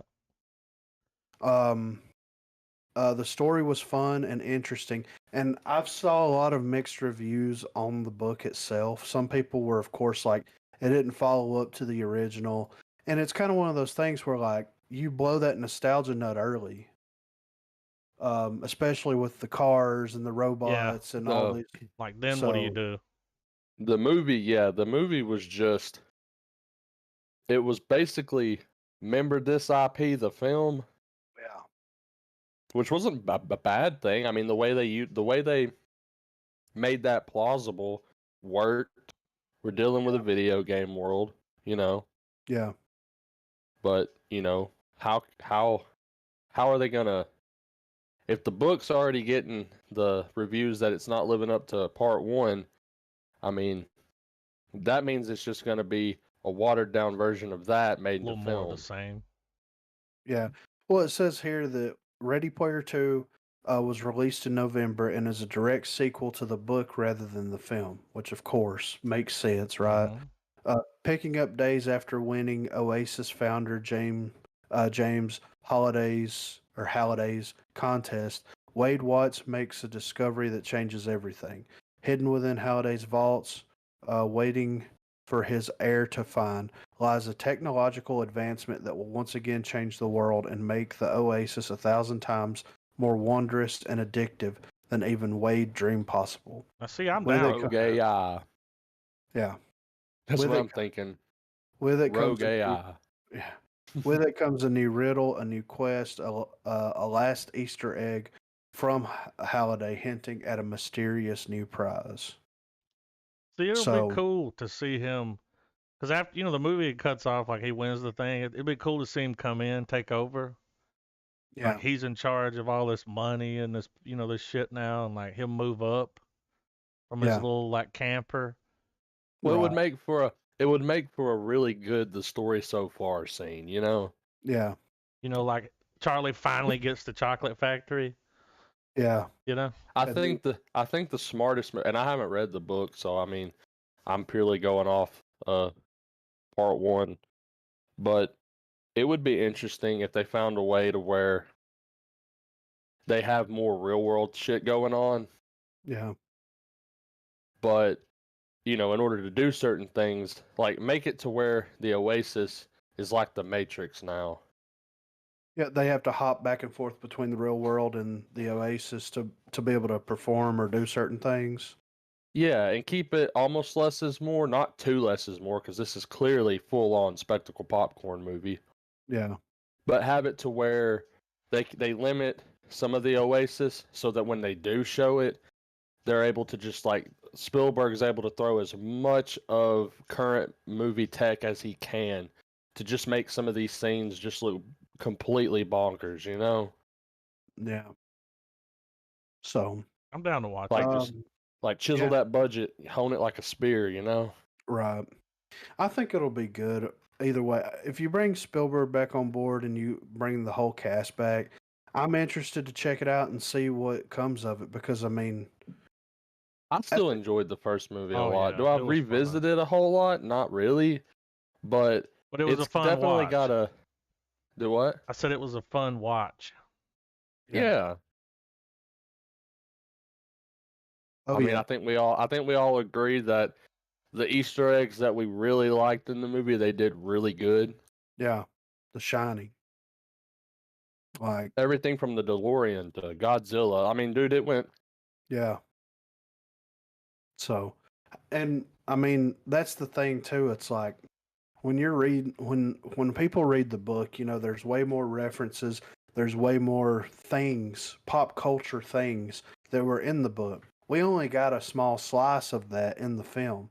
So I think coming back and following up with it and bringing some more of those references and then adding some, kind of doing a good Well, new split. levels, like show Yeah, us new levels, get creative with it. He yeah, basically has a multiverse style story he can mess with. yeah. So why not? So I thought this was interesting. I had to drop this in here and talk about it. Did Marvel Studios and Sony extend their Spider-Man deal? It says Marvel Studios and Sony Pictures have reportedly extended their Spider-Man deal. Both studios have a lot on tap for Tom Holland's Peter Parker, which includes Spider-Man 3. The highly anticipated sequel is currently filming in the Atlanta area, and from the looks of the official casting and casting rumors, it appears that it is going to be a pivotal project for both studios as they move forward. The Marvel Cinematic Universe is splintering into what seems like a million different coexisting directions, while Sony is setting up what is believed to be a live-action Spider-Verse. According to a new report, Marvel Studios and Sony were able to allegedly extend their deal, which originally only had one more MCU movie for Tom Holland on deck. However, it is now believed that the young actor will appear in further MCU movies. As for what those future movies could be, that is unclear at the moment. Though there are plenty of places for the character to show up, which even includes Disney Plus shows. So back in summer of 2019, it looks like the deal between Sony and Marvel had soured. Marvel Studios allegedly wanted to make all future Spider-Man projects a 50-50 split, but Sony was reportedly not into that idea. For a few months, it looked like Tom Holland would not appear in any future MCU projects or have any of the Marvel Studio characters along with him in future projects. Thankfully, both studios were able to come to an agreement that brought Kevin Feige back as a producer on Spider-Man 3 and allowed Holland to appear in one more MCU project. In September 2019, Kevin Feige said, so then it goes back, they were having that big thing where Tom Holland got drunk and called the studio heads and was like, you gotta fucking do it, guys. Yeah, so. Which worked. Yeah, right. So with that being said, it's like, this just adds even more levity to like, they're making a multiverse, a spider multiverse, bringing all these characters in and doing all this crazy shit. It makes sense. It makes sense for them to extend the license for Marvel. It's a no-brainer because Marvel's going to go in and they're going to set up the Sony Spider-Verse for them on a silver platter. They're going to put one of those little flags that they put in the burgers like, in the top of it and then push it over to them and it's like, here, don't fuck it up. Yeah. Or at least try not to. I think that they're going all in clearly for this last movie in the trilogy as far as it's concerned. And what Marvel's doing, because if you guys remember during a lot of those talks and when they finally sealed the deal and all that, there's a quote Feige made where he said Spider-Man is unique because he's the first character that can jump universes. Yeah. I feel like this is playing out on that in the sense that they're just going to try to capitalize on one just mega hit Spider-Man movie and from there be like, look, you guys have him back, but like, remember all that money you made with us? Let us use them when we want. Yeah. We need it. Well, and they're making money too. Yeah. And remember the last negotiation they had, I think they're actually making more than Disney. Like Disney had to put in more money and they were getting a bigger cut. The movie's going to make $1 billion, dude. I mean, if not more. The casting news of the past like 2 or 3 months has already secured their opening night. You know what I mean? You know, after Endgame, we're like, how are they going to like top something like that? And then you keep hearing shit about the Spider-Man movie. And I'm not saying it's going to be like, better than Endgame, but it's going to be good. It's a Spider-Man's wet dream. A Spider-Man fan's wet dream. If they give it the heart that Spider-Man stories have, with the visual abilities of both studios. Yeah. There's no, like, this is a foolproof film. Like, you have to willingly want to fuck up Yeah. to make this movie suck at this point. Yeah. Well, and Disney did such a great job with the casting. Because Yeah. I like this Spider-Man. I I do like their too. Spider-Man, dude. And the villains that they've chose have been Yeah. perfect. But they're just something. They casted the right person. Yeah. He's perfect for the role. I'm not fucking on all the other Spider-Mans. But they did good with this one. Yeah. And I'm excited So, for and- that. Tom Holland's performance as Spider-Man is so good that it makes a complete CGI moment where he's overcoming all Mysterio's stuff in that hallway. Mhm. Yes. It makes it he's capable of delivering when he's not doing action sequences.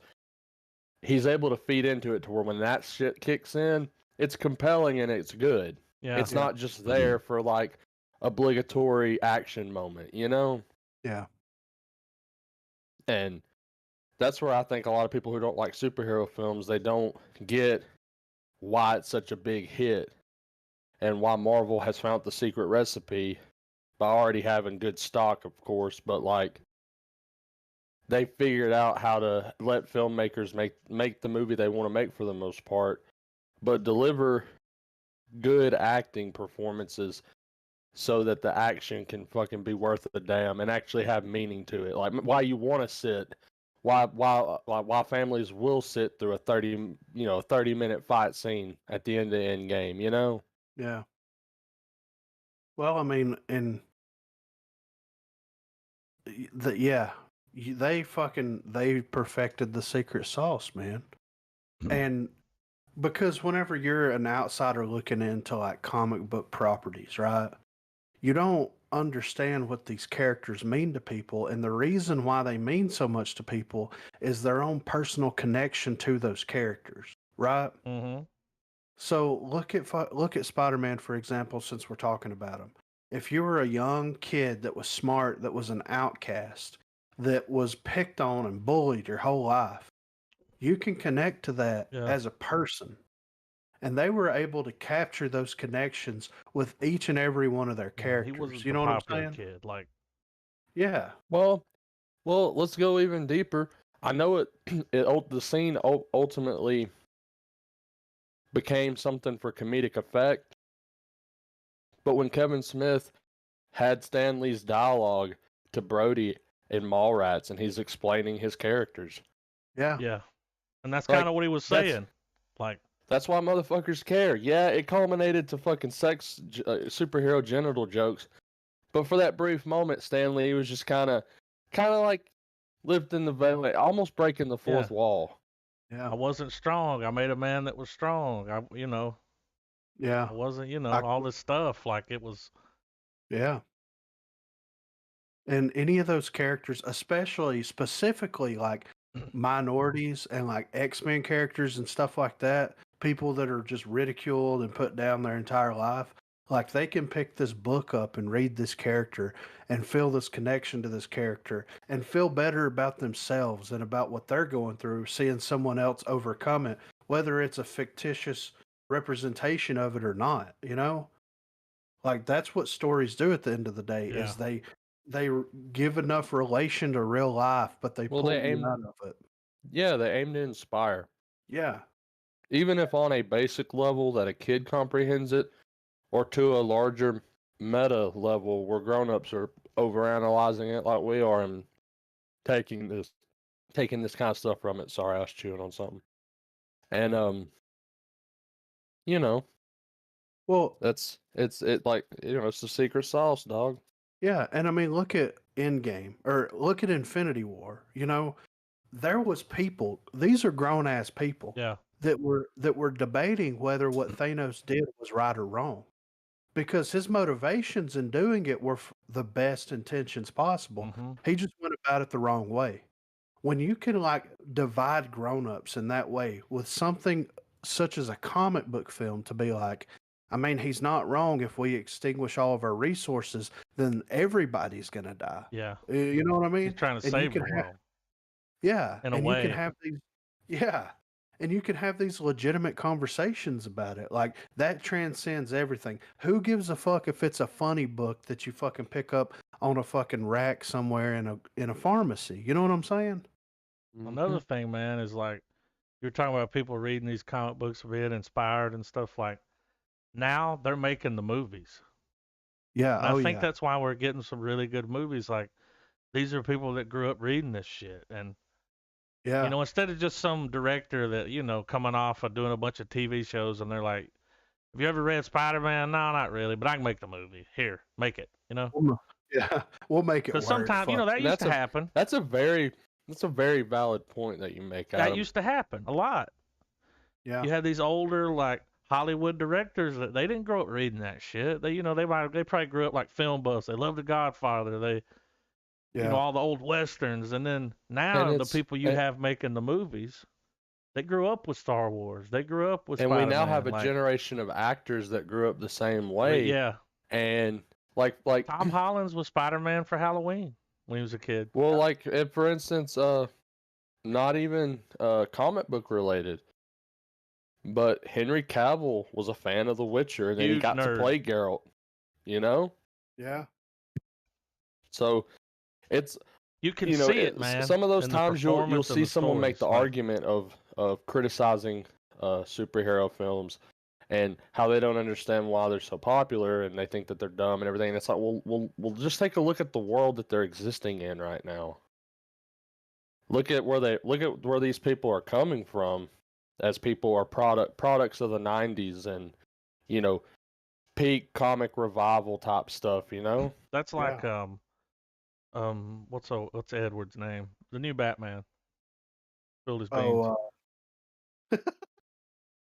This is probably the Infinity Saga is probably the greatest achievement that nerd culture was able to cultivate while it was still trendy.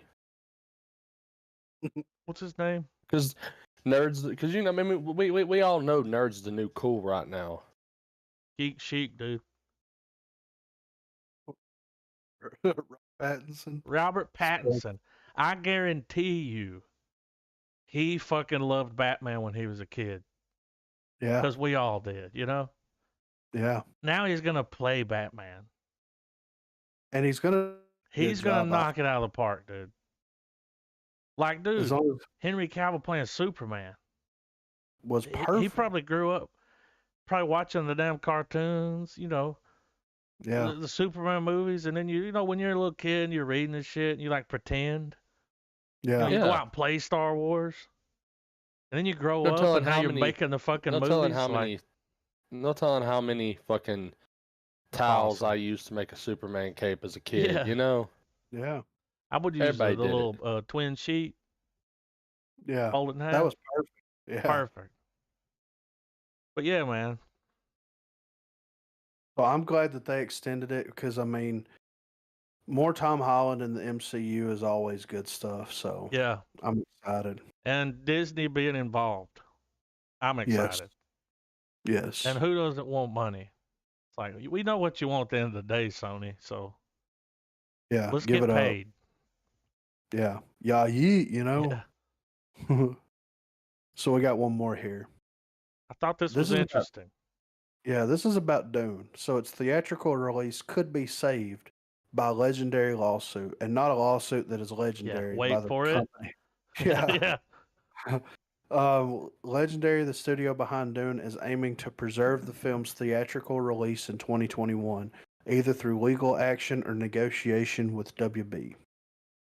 The studio financed 75% of the film, and they also own the rights to the novel. When Warner Brothers announced that the film would be hitting HBO Max and theaters the same day, along with the rest of the studio's 2021 slate, Legendary was less than pleased with the announcement. They've toyed with the idea of bringing a lawsuit forward, but have yet to do so. Legendary also has a huge stake in another Warner Brothers tentpole, Godzilla vs. Kong. The film is set to be released May the 21st, roughly 4 months before Dune's release. The studio had been previously shopping around for a buyer for Godzilla vs. Kong, but Warner Media blocked the $250 million sale. Legendary's biggest concern with having Dune hit HBO Max is that it could damage the viability of the potentially massive franchise. I don't think it will. I think more people will watch it. Yeah, and if it's good, it's not. There'll be more. Oh yeah. They want that theatrical release. They're thinking dollars. They're like, but we could make more money. We could get the theater money, and then we get the streaming money. Yeah. It's all about money at the end of the day. So the Says same one thing will thing- probably happen with Kong. I mean, Yeah. It says one thing's for sure. If Dune fails and Warner Brothers or Legendary decides not to make a sequel, the studio risks igniting the ire of many fans.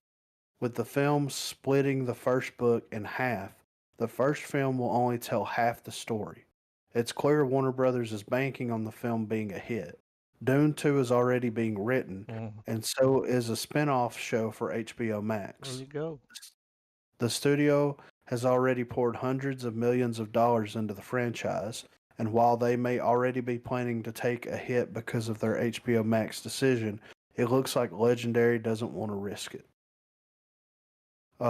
Still, even if Legendary preserves Dune's theatrical release, there's no guarantee that audiences will turn out in huge numbers. With no way of telling what percentage of the population will be vaccinated by October, the studio will likely have a hard time convincing those who aren't vaccinated to leave their homes. Dune is arguably Warner Brothers' biggest film of 2021.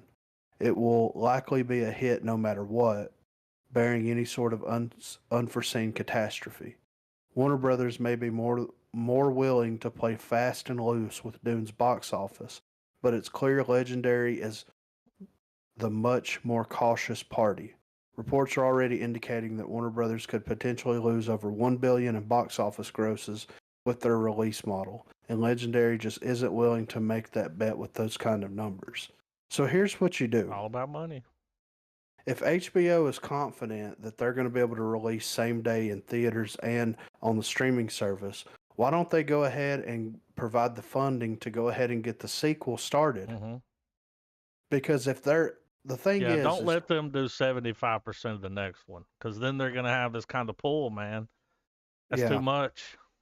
Well, here's the thing, man. Like, why? And this is a fucking question that nobody can probably answer.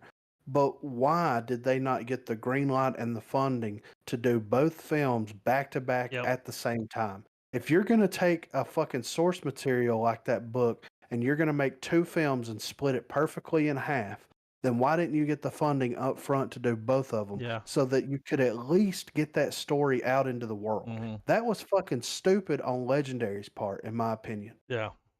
They're banking on being a huge hit. Well, let's think about it. We've got the Dune film from fucking David Lynch, which is a cult classic, but it's also kind of a laughing stock. Yeah. And then you've got all those sci-fi original series. So it's like the fans of the book are going to be the ones that go and watch this and is going to be pulling for it. You're going to have the curiosity of your average film goer, but most people are going to be like, oh, that's the way that it ends? I thought that the original movie ended a different way. What's happening right now? They should have went ahead and just did kind of like what they did with like The Hobbit and all that stuff. Yeah, filmed it back to back. Yeah, released one right after, like a year apart, and be done with it. Like, and then they're going to do the show. So I'm guessing it'd be nice if they do the show like between the movies. Yeah, right. You know? Yeah. And then not long after so many months after the movie, the show starts. And then right after the show ends, not long after that, you got the next movie coming in. Yeah, that's kind of fill in all that, middle shit with a 12-hour TV show. Like, yeah, Legendary kind of shit the bed in this, in my opinion. They should have went ahead and financed for both of them and been done with it. Well, and dude, King Kong versus Godzilla, that's on them too, and they'll probably push. I think they think this one's gonna make more money. Yeah, but that, the Godzilla versus Kong overseas is gonna just rake in tons of cash. Billions. Yeah. So, I don't know, but after seeing the Dune trailer, I mean, Yeah. I'm in. Oh, I'm excited for it for sure. But it's like, if I'm the guy, if I'm the one that's like, all right, I've made some impressive films. I want to tackle Dune, and I want to do it legitimate, Yeah. right? I've got the idea. I'm going to split that first book in half. You're either all or none. You either do both of the films and finance both of them, and let's get them going. Yeah. Because like they're estimating that Dune be the highest grossing film for Warner, right? Yeah. But what if the coronavirus wasn't happening and it wasn't? Yeah. Still not going to get that sequel. Right. So don't be dumb. Don't Prometheus this shit. Yeah, that's It's exactly what they stupid. did with Prometheus, man. Yeah. Lindelof came in and was like, "Why are you putting everything in one movie? Yeah, let's Let's split split it into up." two. And then it Yeah. didn't rake in the books. And then they, shit just fucked up. Like, Yeah. originally it was just all going to come out. This is going to be Yeah. a long ass movie. Yeah, We'll see what happens there. Yeah, and if they had that much confidence in it going into it as making that much money, then why aren't they filming them back to back? Why wasn't both scripts written at the same time? Yeah. Like it's stupid, man. Like I don't want to be that guy, but it's terrible business. Yeah. It's terrible. Well, I mean, you got to look at the people running these companies. I know. Their thing is to get top dollar. And that's what they're trying to do with that. They're like, "Nah, we want that theater money." It's like, yeah, but we're telling you, like, I want to watch it at home. Yeah. I want to see it the day it comes out at home. Yep. I'm a movie lover, and I'm not gonna go to the theater and watch that. Right. That's just it. Not gonna happen. That's the bottom line, Yeah. dude. But I thought that was interesting. That is interesting. And it is fucking ridiculous for them to even think that way. Like for them to just be like, nah, we're gonna cut it in half, but we're gonna like wait to see how much money the first half of it makes before we make the second half Or of the it. show. Yeah, And that's like something I wish we could get these streaming numbers. I wish there was a way for us to, I wish they would let us know, because I want that show to rake in more on a streaming Yeah. service than it does in the theater. Right. I think that's why they're not. But, they know something we don't know. That's why all their fucking movies are going straight to streaming. Yeah. These numbers are big, Yeah. or they wouldn't do it. They're big numbers. Yeah. Well, and people are already getting reprogrammed. We're used to it. Yeah. It's been a year. Yeah. And they're enjoying There's it. no Like, going back Yeah. to the way it used to be. Even with a vaccine, Yeah. we want it now. Want it now. Yeet. I'm not getting the vaccine. I'm no, dude. I don't want to get canceled or anything, but I mean, we got to talk about this. You already got it. Yeah. I went and got tested yesterday, and I tested positive. You've been sick over the weekend. Yeah, Feeling had to rough, work. feeling like you got beat with a bag of bricks. Yeah. Yeah. Runny Oh, nose. yeah. How was that test? My grandfather said the last coronavirus test he had, he said it felt like they touched his brain with that thing. It feels so weird. It's hard to even explain it, man. When I see people get it, I'm like, oh, I might puke if I get that. Well, it made me have to sneeze, but I couldn't sneeze. My eyes were watering so bad. Like it wasn't like the worst thing ever. Yeah. Like I could imagine like It wasn't them as bad as you sticking- thought it was gonna be. Yeah, but it was still bad enough. So yeah. And like the way that they had it set up was like I pull up to the thing. Oh, was it They drive asked me through? questions. Yeah, it was a drive-through. Yeah, they asked me a bunch of questions like, where was you exposed? And I'm like, I don't know. Life. Yeah, like Yeah. I'm not sure. I work. Have you been? Uh, Yeah, Did you Have you tell them been that people around? had tested positive where you work in Yeah, your yeah, department? yeah, yeah. I told them, and then they're like, "What symptoms do you have?" And I'm like, "Well, I can't taste or smell anything, which sucks. Mm-hmm. You know, I've had a fucking headache, body ache, like pretty much all the symptoms except for a fever." Yeah. So, and then they're like, "All right, we need you to pull around to the other side of the building, and this chick's gonna come out." And I thought that they only did it in one nostril. No, Mm-hmm. dude, they do it in both Mm. nostrils. Yeah, The videos yeah, that I've seen is only one, but they did it in oh, both. and did they do two different ones? No, same one. Oh, Yeah, you said you were leaking afterwards. So like, did they like yeah, poke a mucus bubble? dude. I think that they ruptured a fucking snot bubble from Yeah. Well, 1993 in like, there, dude, you had a foreign object, inserted into my and how face, many inches would you say? dude. I couldn't even count them. Yeah, because I've seen those things. They're pretty long, It's so and jarring. they go up in there.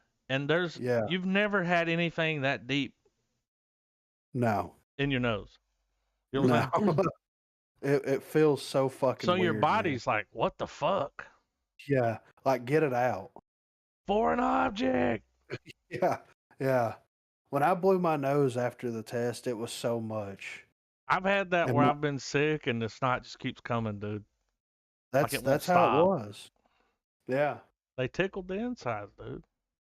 they tickle too much for real. So now what do you do, man? Do you wait 2 weeks? You gotta get tested again? What's the Well, protocol? from what I understand, talking to the HR lady at work, I either have to give a negative test result, or One time? if my yeah See, yeah back before, that was like you gotta test negative 3 times. no, it's not like that Okay. now. Or if my doctor releases me without getting another test. So if I call my doctor, which like whenever I would be ready to test again would be on New Year's Day. So Yep. nothing's going to be open. So it'd be that following Monday. Mm-hmm. So with that, like if I called the doctor and was like, I haven't had any symptoms, this, Yeah. that, and the other, It's been 2 they might weeks. be like, well, go back to work. You're Yeah. fine. It's like, all right. So Marina's see. not showing any No, signs of sickness. nothing. I mean, look, she would definitely have it. Yeah. You know what I mean? Some people don't show symptoms. Like, Yeah. or here's the thing, maybe she's already had it. Maybe Apparently, so. it's been Yeah. here a lot longer than we thought. There's blood was tested from December of last year, and they found coronavirus in the blood at blood Yeah. banks. So it's been here. It's those kids, dude. The Remember vape when all those kids, kids, yeah, they've that were already getting sick? connected that. Yeah. They had them on So, ventilators. yeah. It was the same shit. They couldn't breathe. Yeah. That's what it was. Yeah. And that was like what, November something October, of last November of year? last year. Yeah.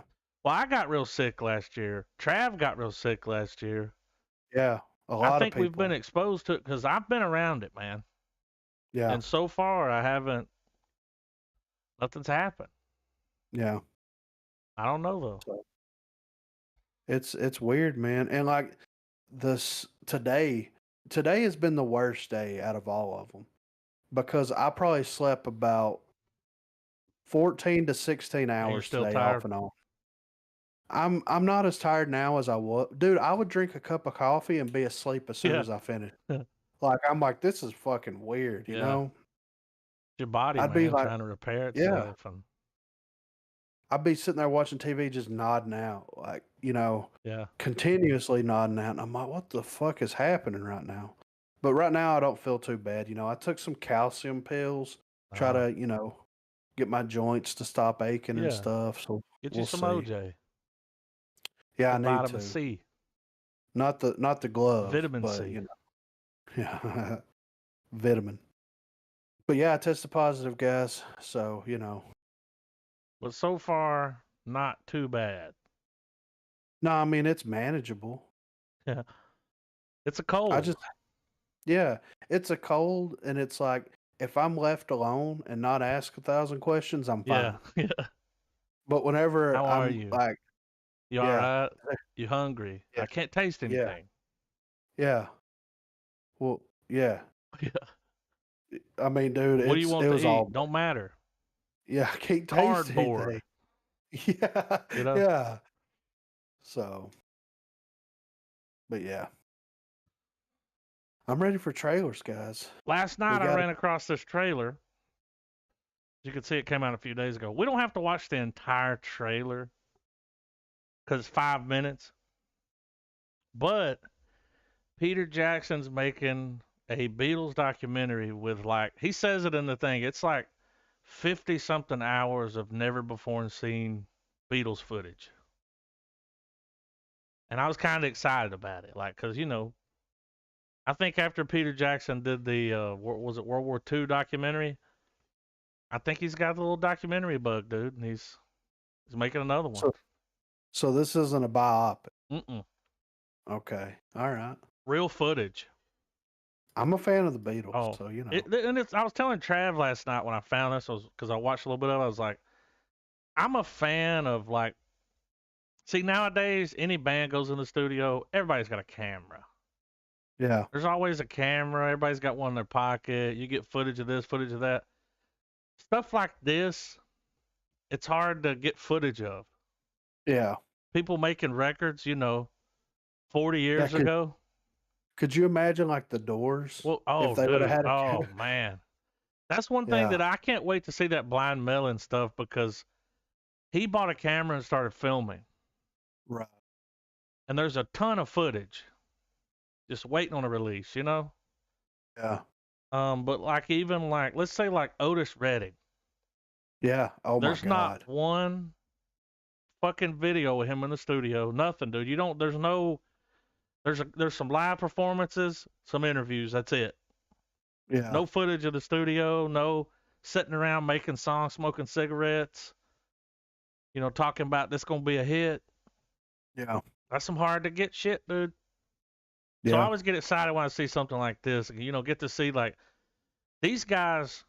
They wrote classics, yeah. hit songs, Right. Defined a and this is the generation. one where they're making Get Back. They show clips of that. They're writing and recording Get Back, Shit, which I'm is, excited. it's a Yeah, big song, dude. yeah. But yeah, let's check it out. Like I said, I'm we don't ready. have to watch it all, but that's up to y'all. But I'm ready. Ready? You ready, Griffin? Yeah, sorry, I'm ready. 3, 2, 1, play. Hasn't aged a day. Even the cutting room is Beatles themed.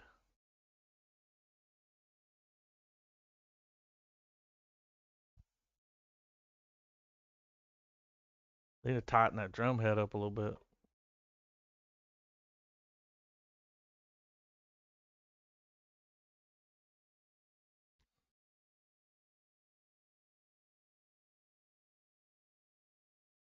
$50. Release it all. That would be cool.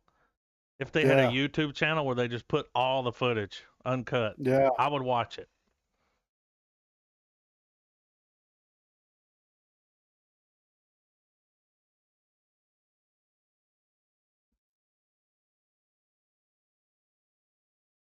I love all the gear that he's Yeah, throwing dude. in the shots with him.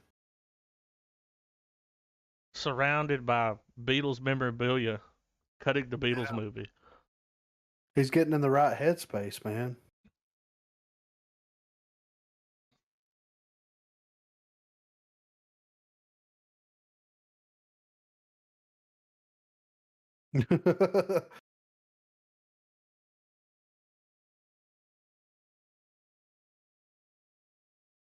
Look at this is funny.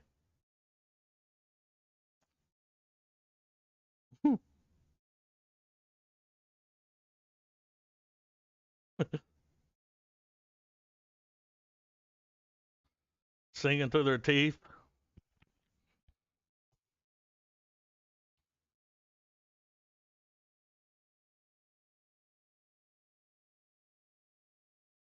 Wow, dude.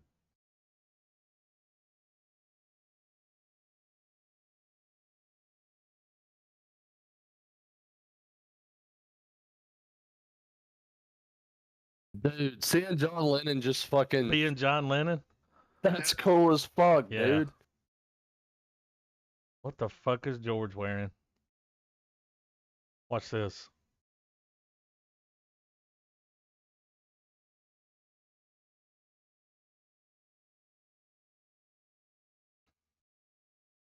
Wow, dude. History. This is gonna be amazing. Yeah.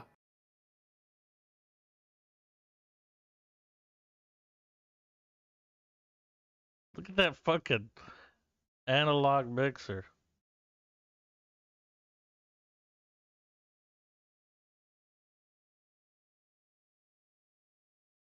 Oh, the witch.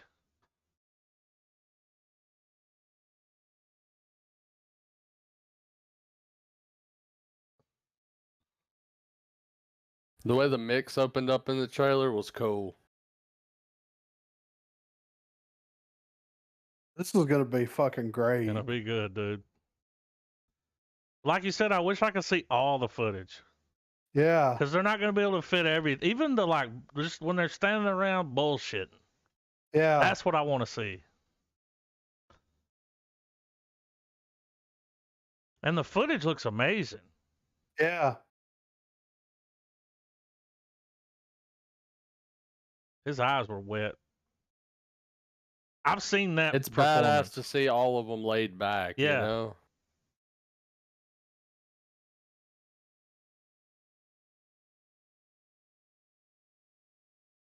Oh man, Making history, dude. making history.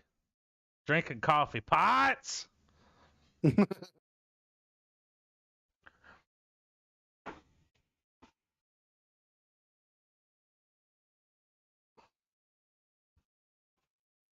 Good song to use for the video. Yeah. Good title. Well, that just lets you know like what period of the Beatles you're getting. Yeah.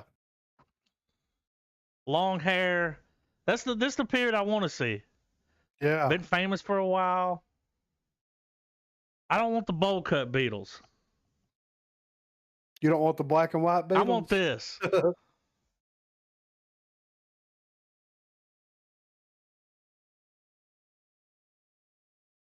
Oh man, I would buy a Blu-ray box to get extra. Yeah, for sure. And I would sift through that uncut shit, video by video. Like that video of them playing on that roof is on YouTube. They did a concert on a roof.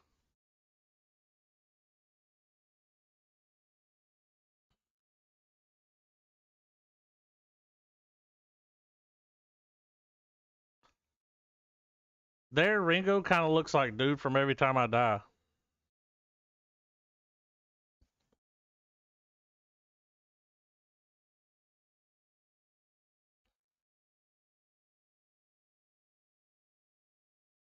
I was like, this is awesome. That's gonna be fucking great, man. That's gonna be fucking awesome. See, it starts to play the video after. Don't Let Me Down. Yeah. I can't wait to get that up. My grandmother's gonna love that shit. Yeah. Oh, Huge yeah. Beatles fan. Excited for it, dude. Yeah. Oh yeah. And I'm liking that Peter Jackson's in charge. Yeah. Because he did work on this war documentary. Yeah. Now I've heard about this movie, and I'm glad there's finally a trailer. I heard this was going to be good. Yeah. Remember, we saw something about it a while back, and there was some buzz. But this, It's though, got Jared Leto. yeah, and fucking you won't go home, you won't go to jail.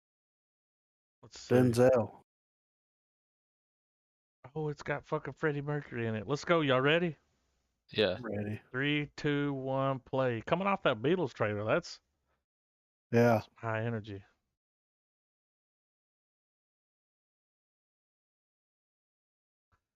If I'm not mistaken, I think, did he direct this?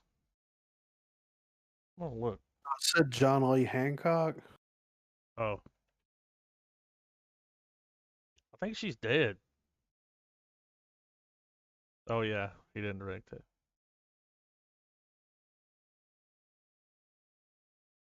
Ooh, he's writer director. It's fucking iRobot, Mr. Robot. It's Freddie Mercury. Rami Malek. He'll forever be Freddie Mercury.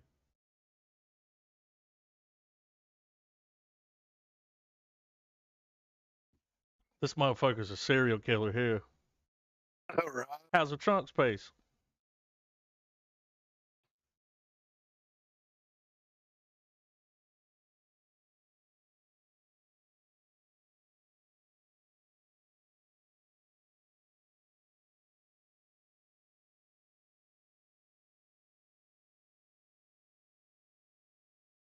Gonna be an acting clinic, dude.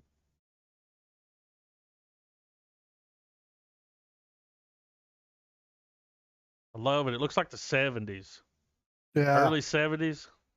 Oh wait, he's in like a Ford Taurus. He knows he's the killer, but he can't catch him. You know.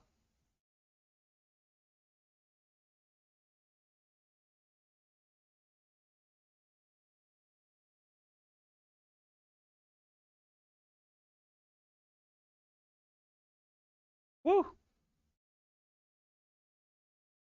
He's out there looking for the body, dude.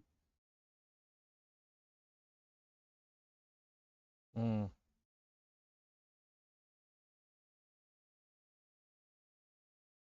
That's gonna be It's great. gonna be really good. Yeah. I let him know what you gonna call him, Zell. Yeah. Call him Zell.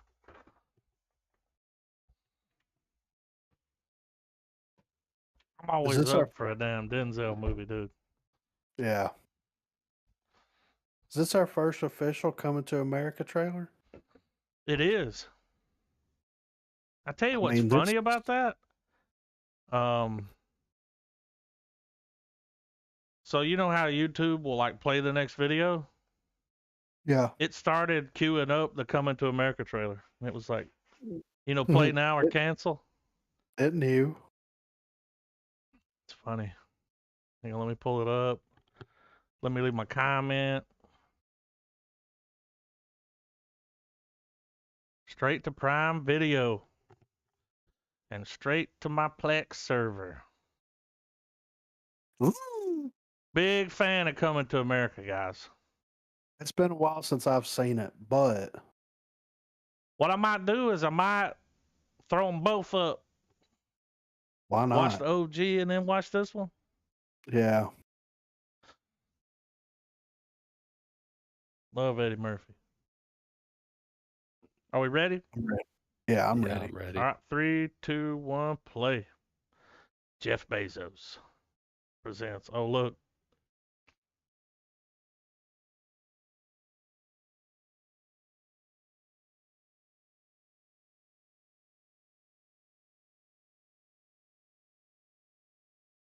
The pageantry. Akeem. Oh, they brought him. I was going to say.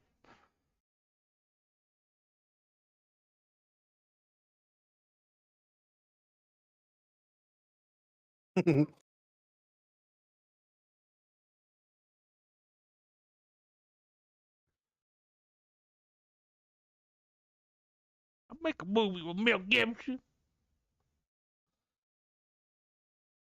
Huh. Oh, shit, dude.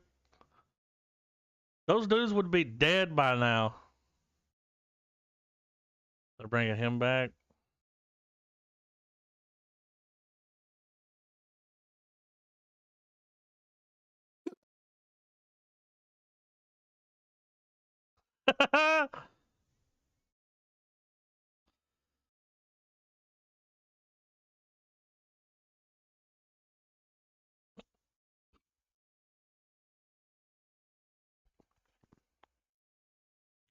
God damn, dude. Shit, I hope this comes out soon. 2021. It had an earlier release date at one time. Yeah. That How looks crazy is funny. it? Eddie Murphy doesn't look like he's aged a fucking day. He's just a little fatter. Yeah, just a little bit. Arsenio Hall don't look too bad. Nah, he looks He good. looks like Arsenio. Hoop, hoop, hoop, hoop, hoop. What's funny about that is in the original, which came out like in the 80s, Yeah, late 90s 88. something. I mean, early 90s. Mm, The dudes in the barbershop were that old. I And mean, they're still alive. They got to be like in their 80s, dude, pushing 90. He they're said, still "What's kicking up it. with Kuta Kente? What you say, Hotel Rwanda?" He's like, "Whoa, whoa, whoa! We don't say shit like that about starving babies." That's gonna be funny. I saw this trailer. Palmer, Yeah, when I saw that it had old JT in it. is this about Robert Palmer, the golfer? Nah, this is serious. I'm not Oh, saying that Robert Palmer wouldn't be serious, but yeah. now when I watched this trailer, a little bit of it, I think they're like in the South somewhere because he's from Tennessee, so put a little, Put a little Southern drawl yeah, a on little it. hack accent. I'm ready for it. I like JT, I you like him, know? dude. Especially that one. I was trying to remember that name of that music video the other day because I was listening The to one that with whiskey, Tennessee whiskey. yeah, song. And I was trying to Um, explain. I was like, this dude did a song with JT that was like off the Fire. chain. Yeah. It was a live performance and everything. I'll watch it after the pod. I'll Yeah, pull it yeah. up. It's fucking It's good, you good, know? dude. I'd like to see those two do a whole show together. Yeah, right. But yeah, I'm ready. Y'all ready? I'm ready. Y'all ready? You ready, Trav? Sorry, man. Yes, I am. 3, 2, 1, play. See, it's got like, I think they're in the South, dude. I mean, look at the gas station.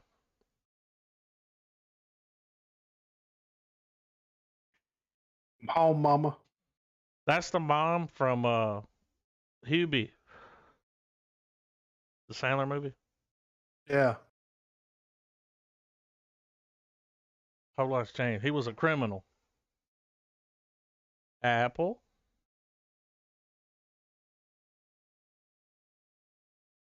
She's a meth head.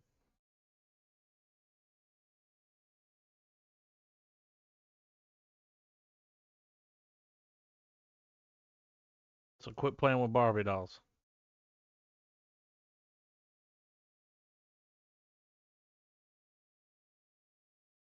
This shit's serious.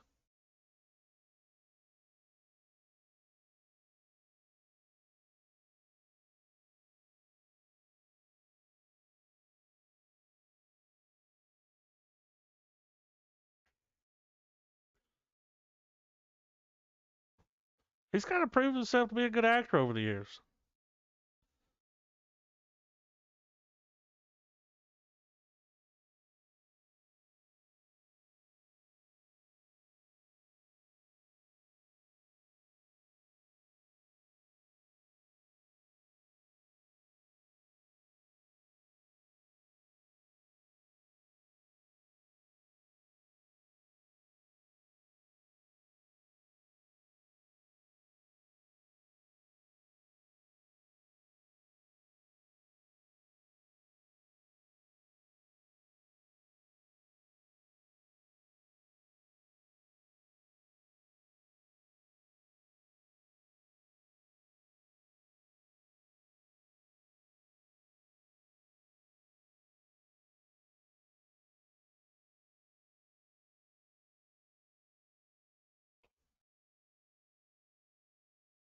He's acting his ass off, ain't he? Yeah. Can't get no Oscar for streaming services.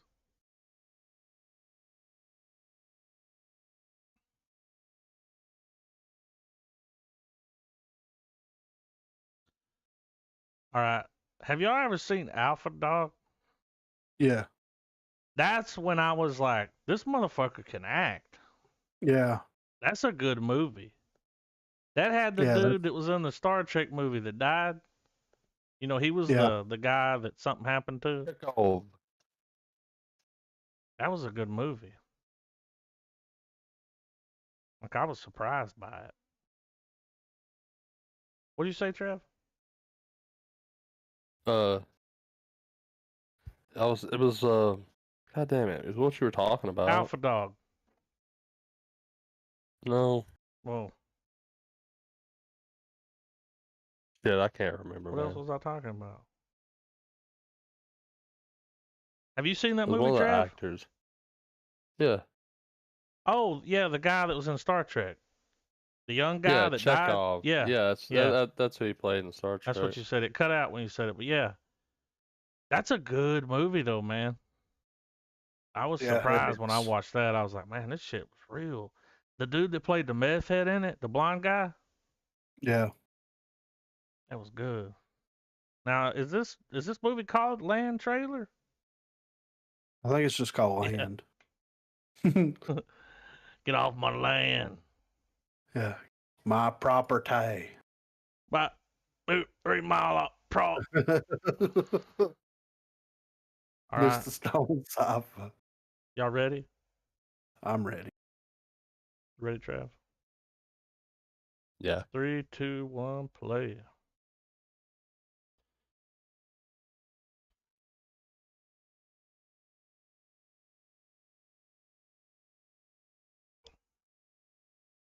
Three miles off prop. Yeah.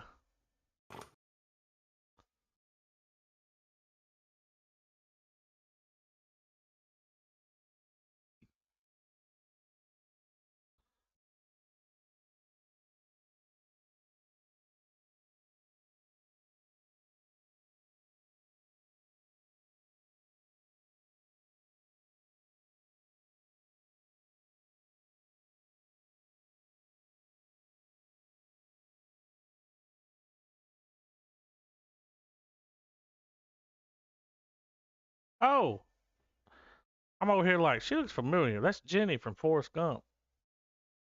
Yeah. It is, ain't it? Yeah, I'm over here. Princess Bride.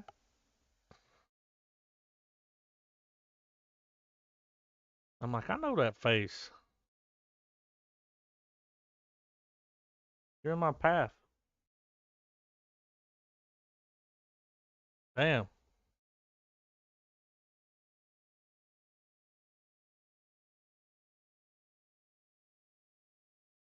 Jenny.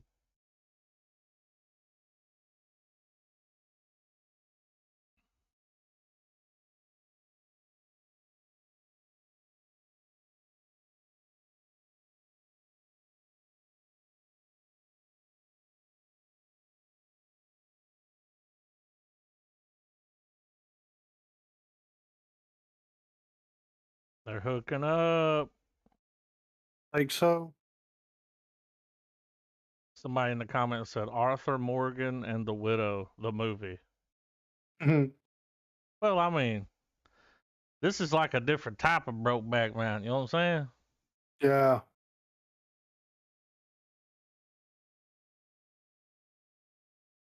They're not here anymore.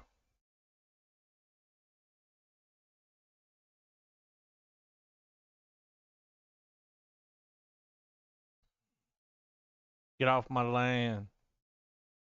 Dude, I thought I recognized him. Do you know who that is? Who? Mexican Bob.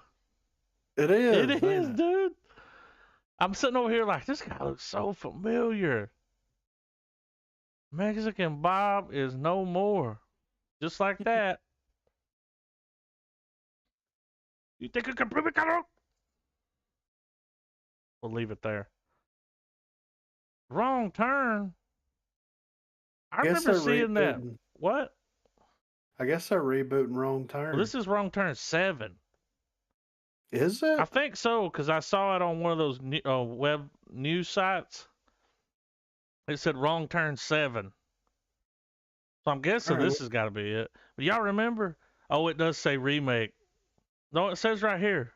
Look in the description. It says Wrong Turn official trailer, Wrong Turn 7, new Wrong Turn, 2021 remake, reboot horror. It's like, what is it? Can it be They're 7? just, I guess there's been 7 of them. It's all the things, Adam. they're I- just throwing shit at the wall. Here's see what if I it's- remember about the first Wrong Turn, because I saw that one. I just remember that like the hillbillies were like, yeah, yeah, yeah, yeah, woo, woo, woo. They were like, remember that? They were fucked up. They were right? like whistling and shit. And they all had cleft palates. Basically all it is the hills have eyes in the woods. Yeah. Right. Deliverance, little Like- deliverance sprinkled in. Yeah, a little bit. Get that bitch leather. Y'all ready? I'm Yep. ready for it. 3, 2, 1, play. Damn. This will be the 7th Wrong Turn. That's a bunch. Oh, that makes sense. They might surprise us, dude. I mean, Ruh-roh. Cannibals. You hear him whistling? Little Final Destination sprinkled in. Quick tap interaction.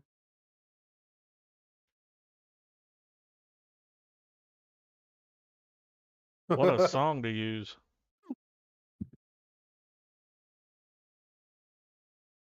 What are they trying to convey here?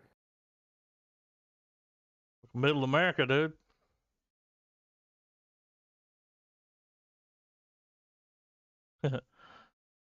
And their bones bleached in the sun. I like that actor.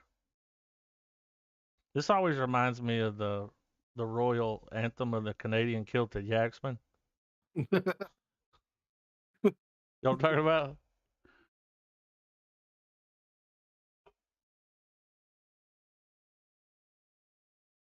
Yank. Yeah.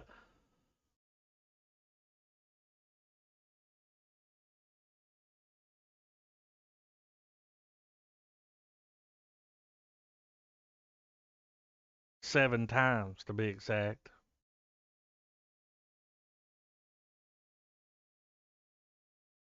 I love the song. These people out here, they're patriots. Are they gonna have Trump flags? Probably.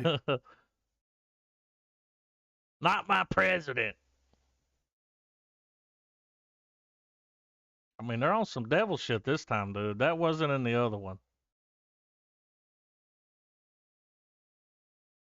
This does look a little updated. It's got the, the big kills.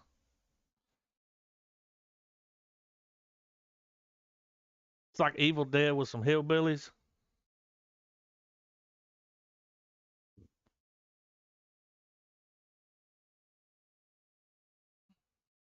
One thing I will Might have say, to peep it.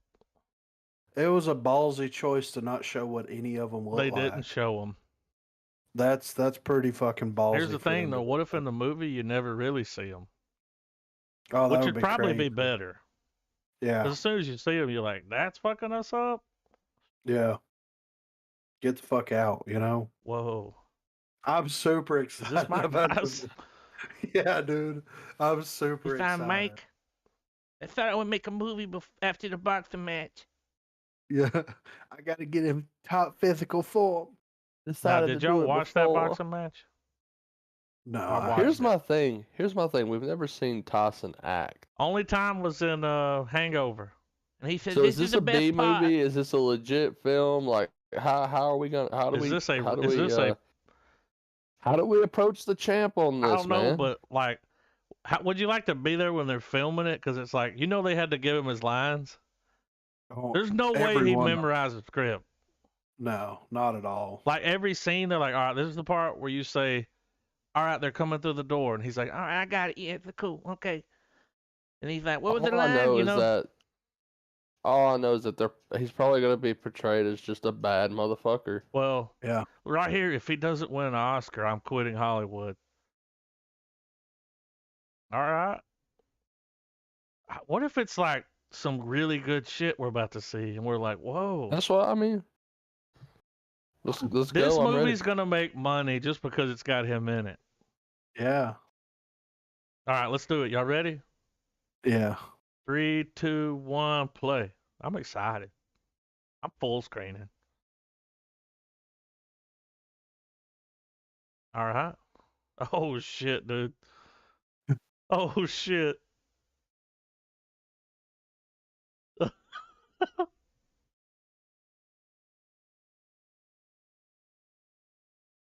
I'm already in. Why are they all wearing fezzes? The Battle of the Fed. Oh, here's the bad guy. And it's gonna be Is it? somebody. It's fucking the mountain.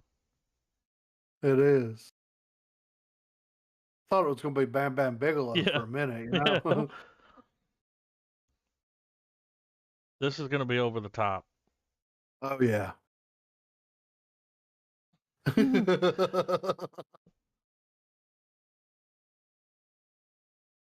He said they are victims. Why is he talking out of the side of his mouth? I'll pause you up in here, dude. He took the vaccine.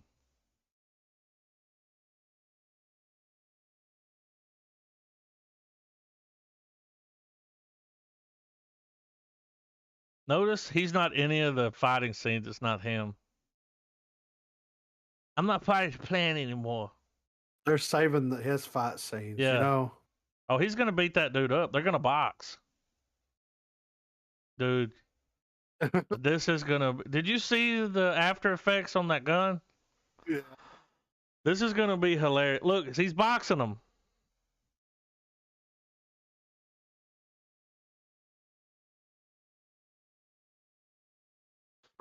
AKA the mountain. There it is.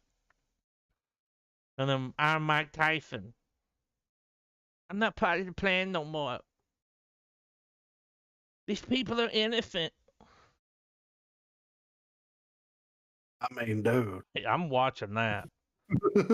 You can't I mean, stop me from watching that. Is it out? I'm sure it's gonna available bookmark it just so somewhere. I can find out later. Like, these people are innocent.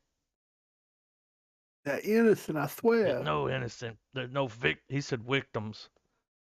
There's no victims in war. Why is he talking about it? He didn't say anything on Game of Thrones, right? No, not that I Oh, okay. remember. So I guess that's just the way he talks.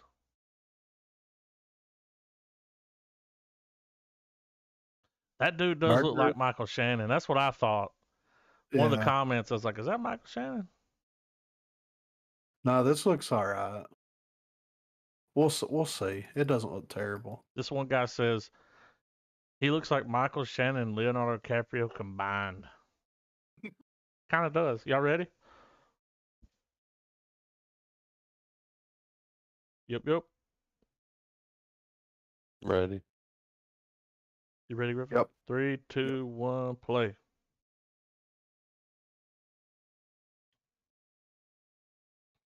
It's a foreign.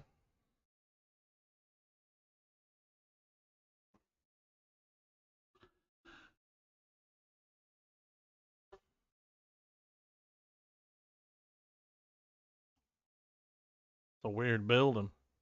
Building's weird. He does look like Michael Shannon, though, dude. Yeah. Like, he could play a young Michael Shannon in a movie. Like,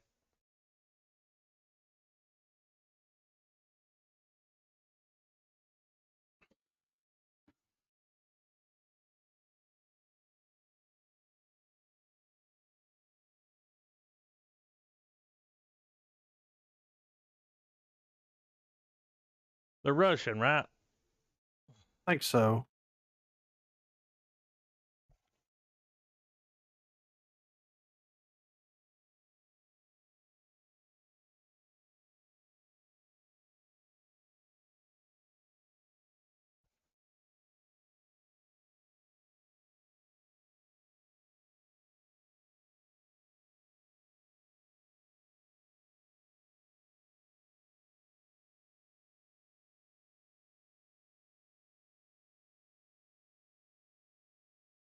Looks cold there. Yeah, right.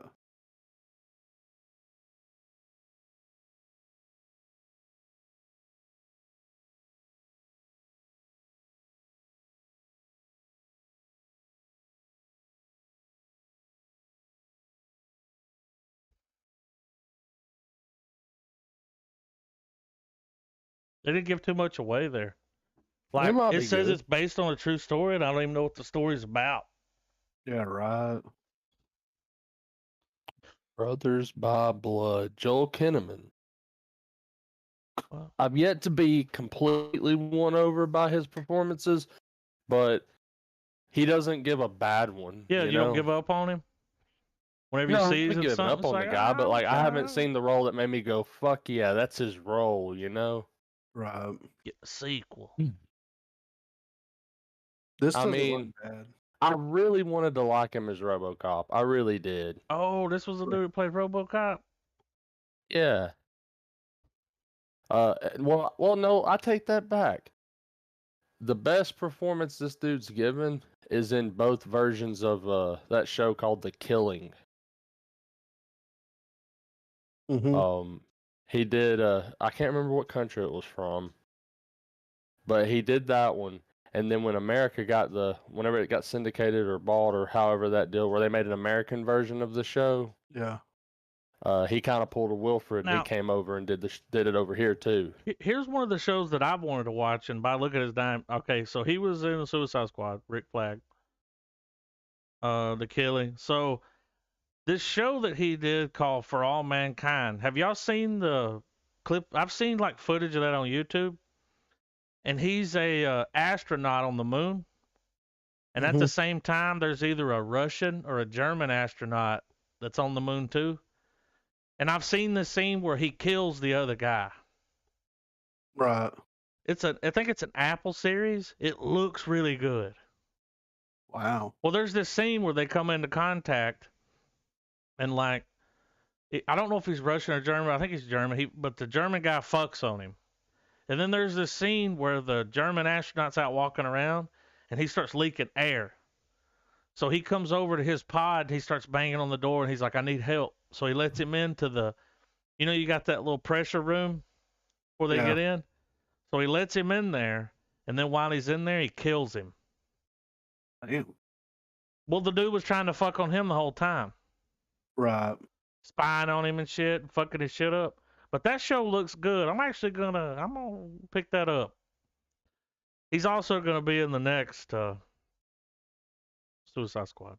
Oh, he was in Altered Carbon. Yeah. Okay, House of Cards. I gotta get up on Altered Carbon, dude. I watched like several seasons of the first episode, and that show, what I watched was great. Right. But yeah, let's get into this trailer. Brothers by Blood. I'm ready. Y'all ready? You ready, Trav? Mhm. 3, 2, 1, play.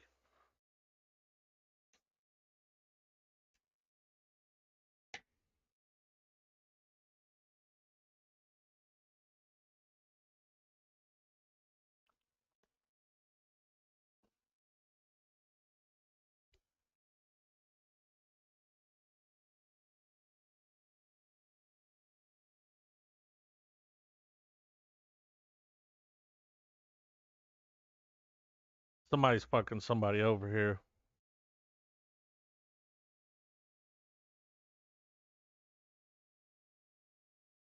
Got a little.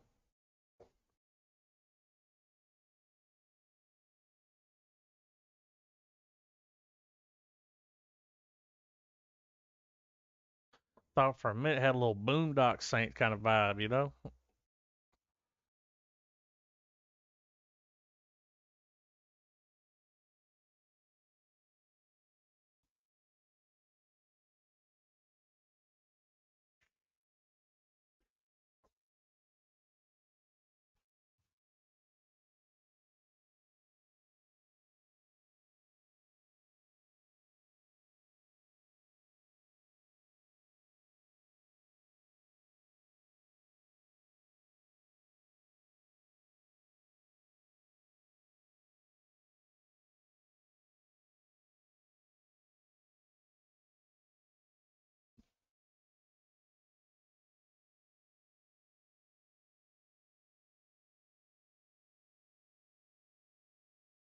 I haven't seen Ryan Phillippe in Been a in a minute. hot minute. Yeah.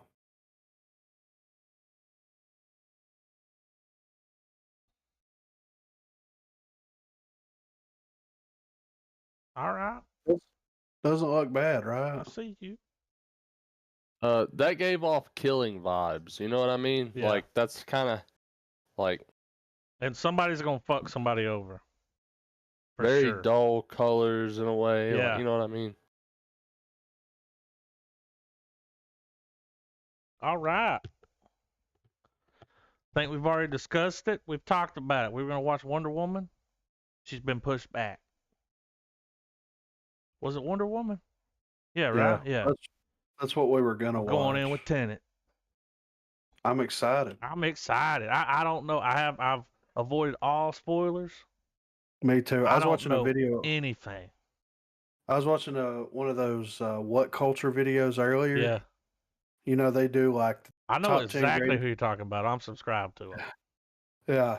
And one of the things popped up as Tenet, and I fucking cut it off Left. before they even, Yeah. you know, I ain't having it. I know nothing about this movie other than the battle with Christopher Nolan and the company. That's it. Yeah. I do know Well, that it's PG-13. It's 2 hours and 30 minutes, and right now it's number 1 on popularity on IMDb. 7.6 pretty good. out of 216K reviews. That is pretty good. So I'm excited to finally see. I almost feel like I might have to watch it more than one time. So I'm gonna try to watch it early in the week. That way, if I have to, I can revisit it again. Because I don't know what's going on here. Might be one of those movies where it's like you got to smoke on it. Most of the time, I try to watch the movie, if not the day before, the day of, Yeah. so it's fresh. But I don't know Yeah. if I can do that with this one. Well, I mean, Might be even too the much. I need to actors and smoke on it. everybody was, yeah, even the actors were like, we don't know what the fuck is going on in this film. This might be a movie you got to smoke on. Yeah. So I might cram it in there and then see what I got to do. Might have to watch it. I do want to do an honorable mention. Watch All Pilot right. for The Stand this week. Good to go. As did I. It's good to go. Just going I off ain't the made it pilot, there. but Pilot was good. I'm gonna check it out. Maybe tomorrow. Yeah. Give her a Yeah. gander. And we can talk about it a little. Yeah. I'll mention it. Oh, Coming to America already up. FYI. Okay. I put it on the server. Okay. Like I forgot about it, but yeah, it's on there. Hell yeah. So yeah. But that's it. Tenet next week. Griffin's got coronavirus. Send your get well cards to realestatepodcast@gmail.com. He's Yes. taking donations. Yes. We got a petition up. It's just a petition. Just sign it. Is it fuck Sony? It's fuck Sony, dude. It's fuck Sony and coronavirus at the same time. So we're insinuating that Sony created coronavirus. I mean, that's funny. But yeah, keep it real, guys.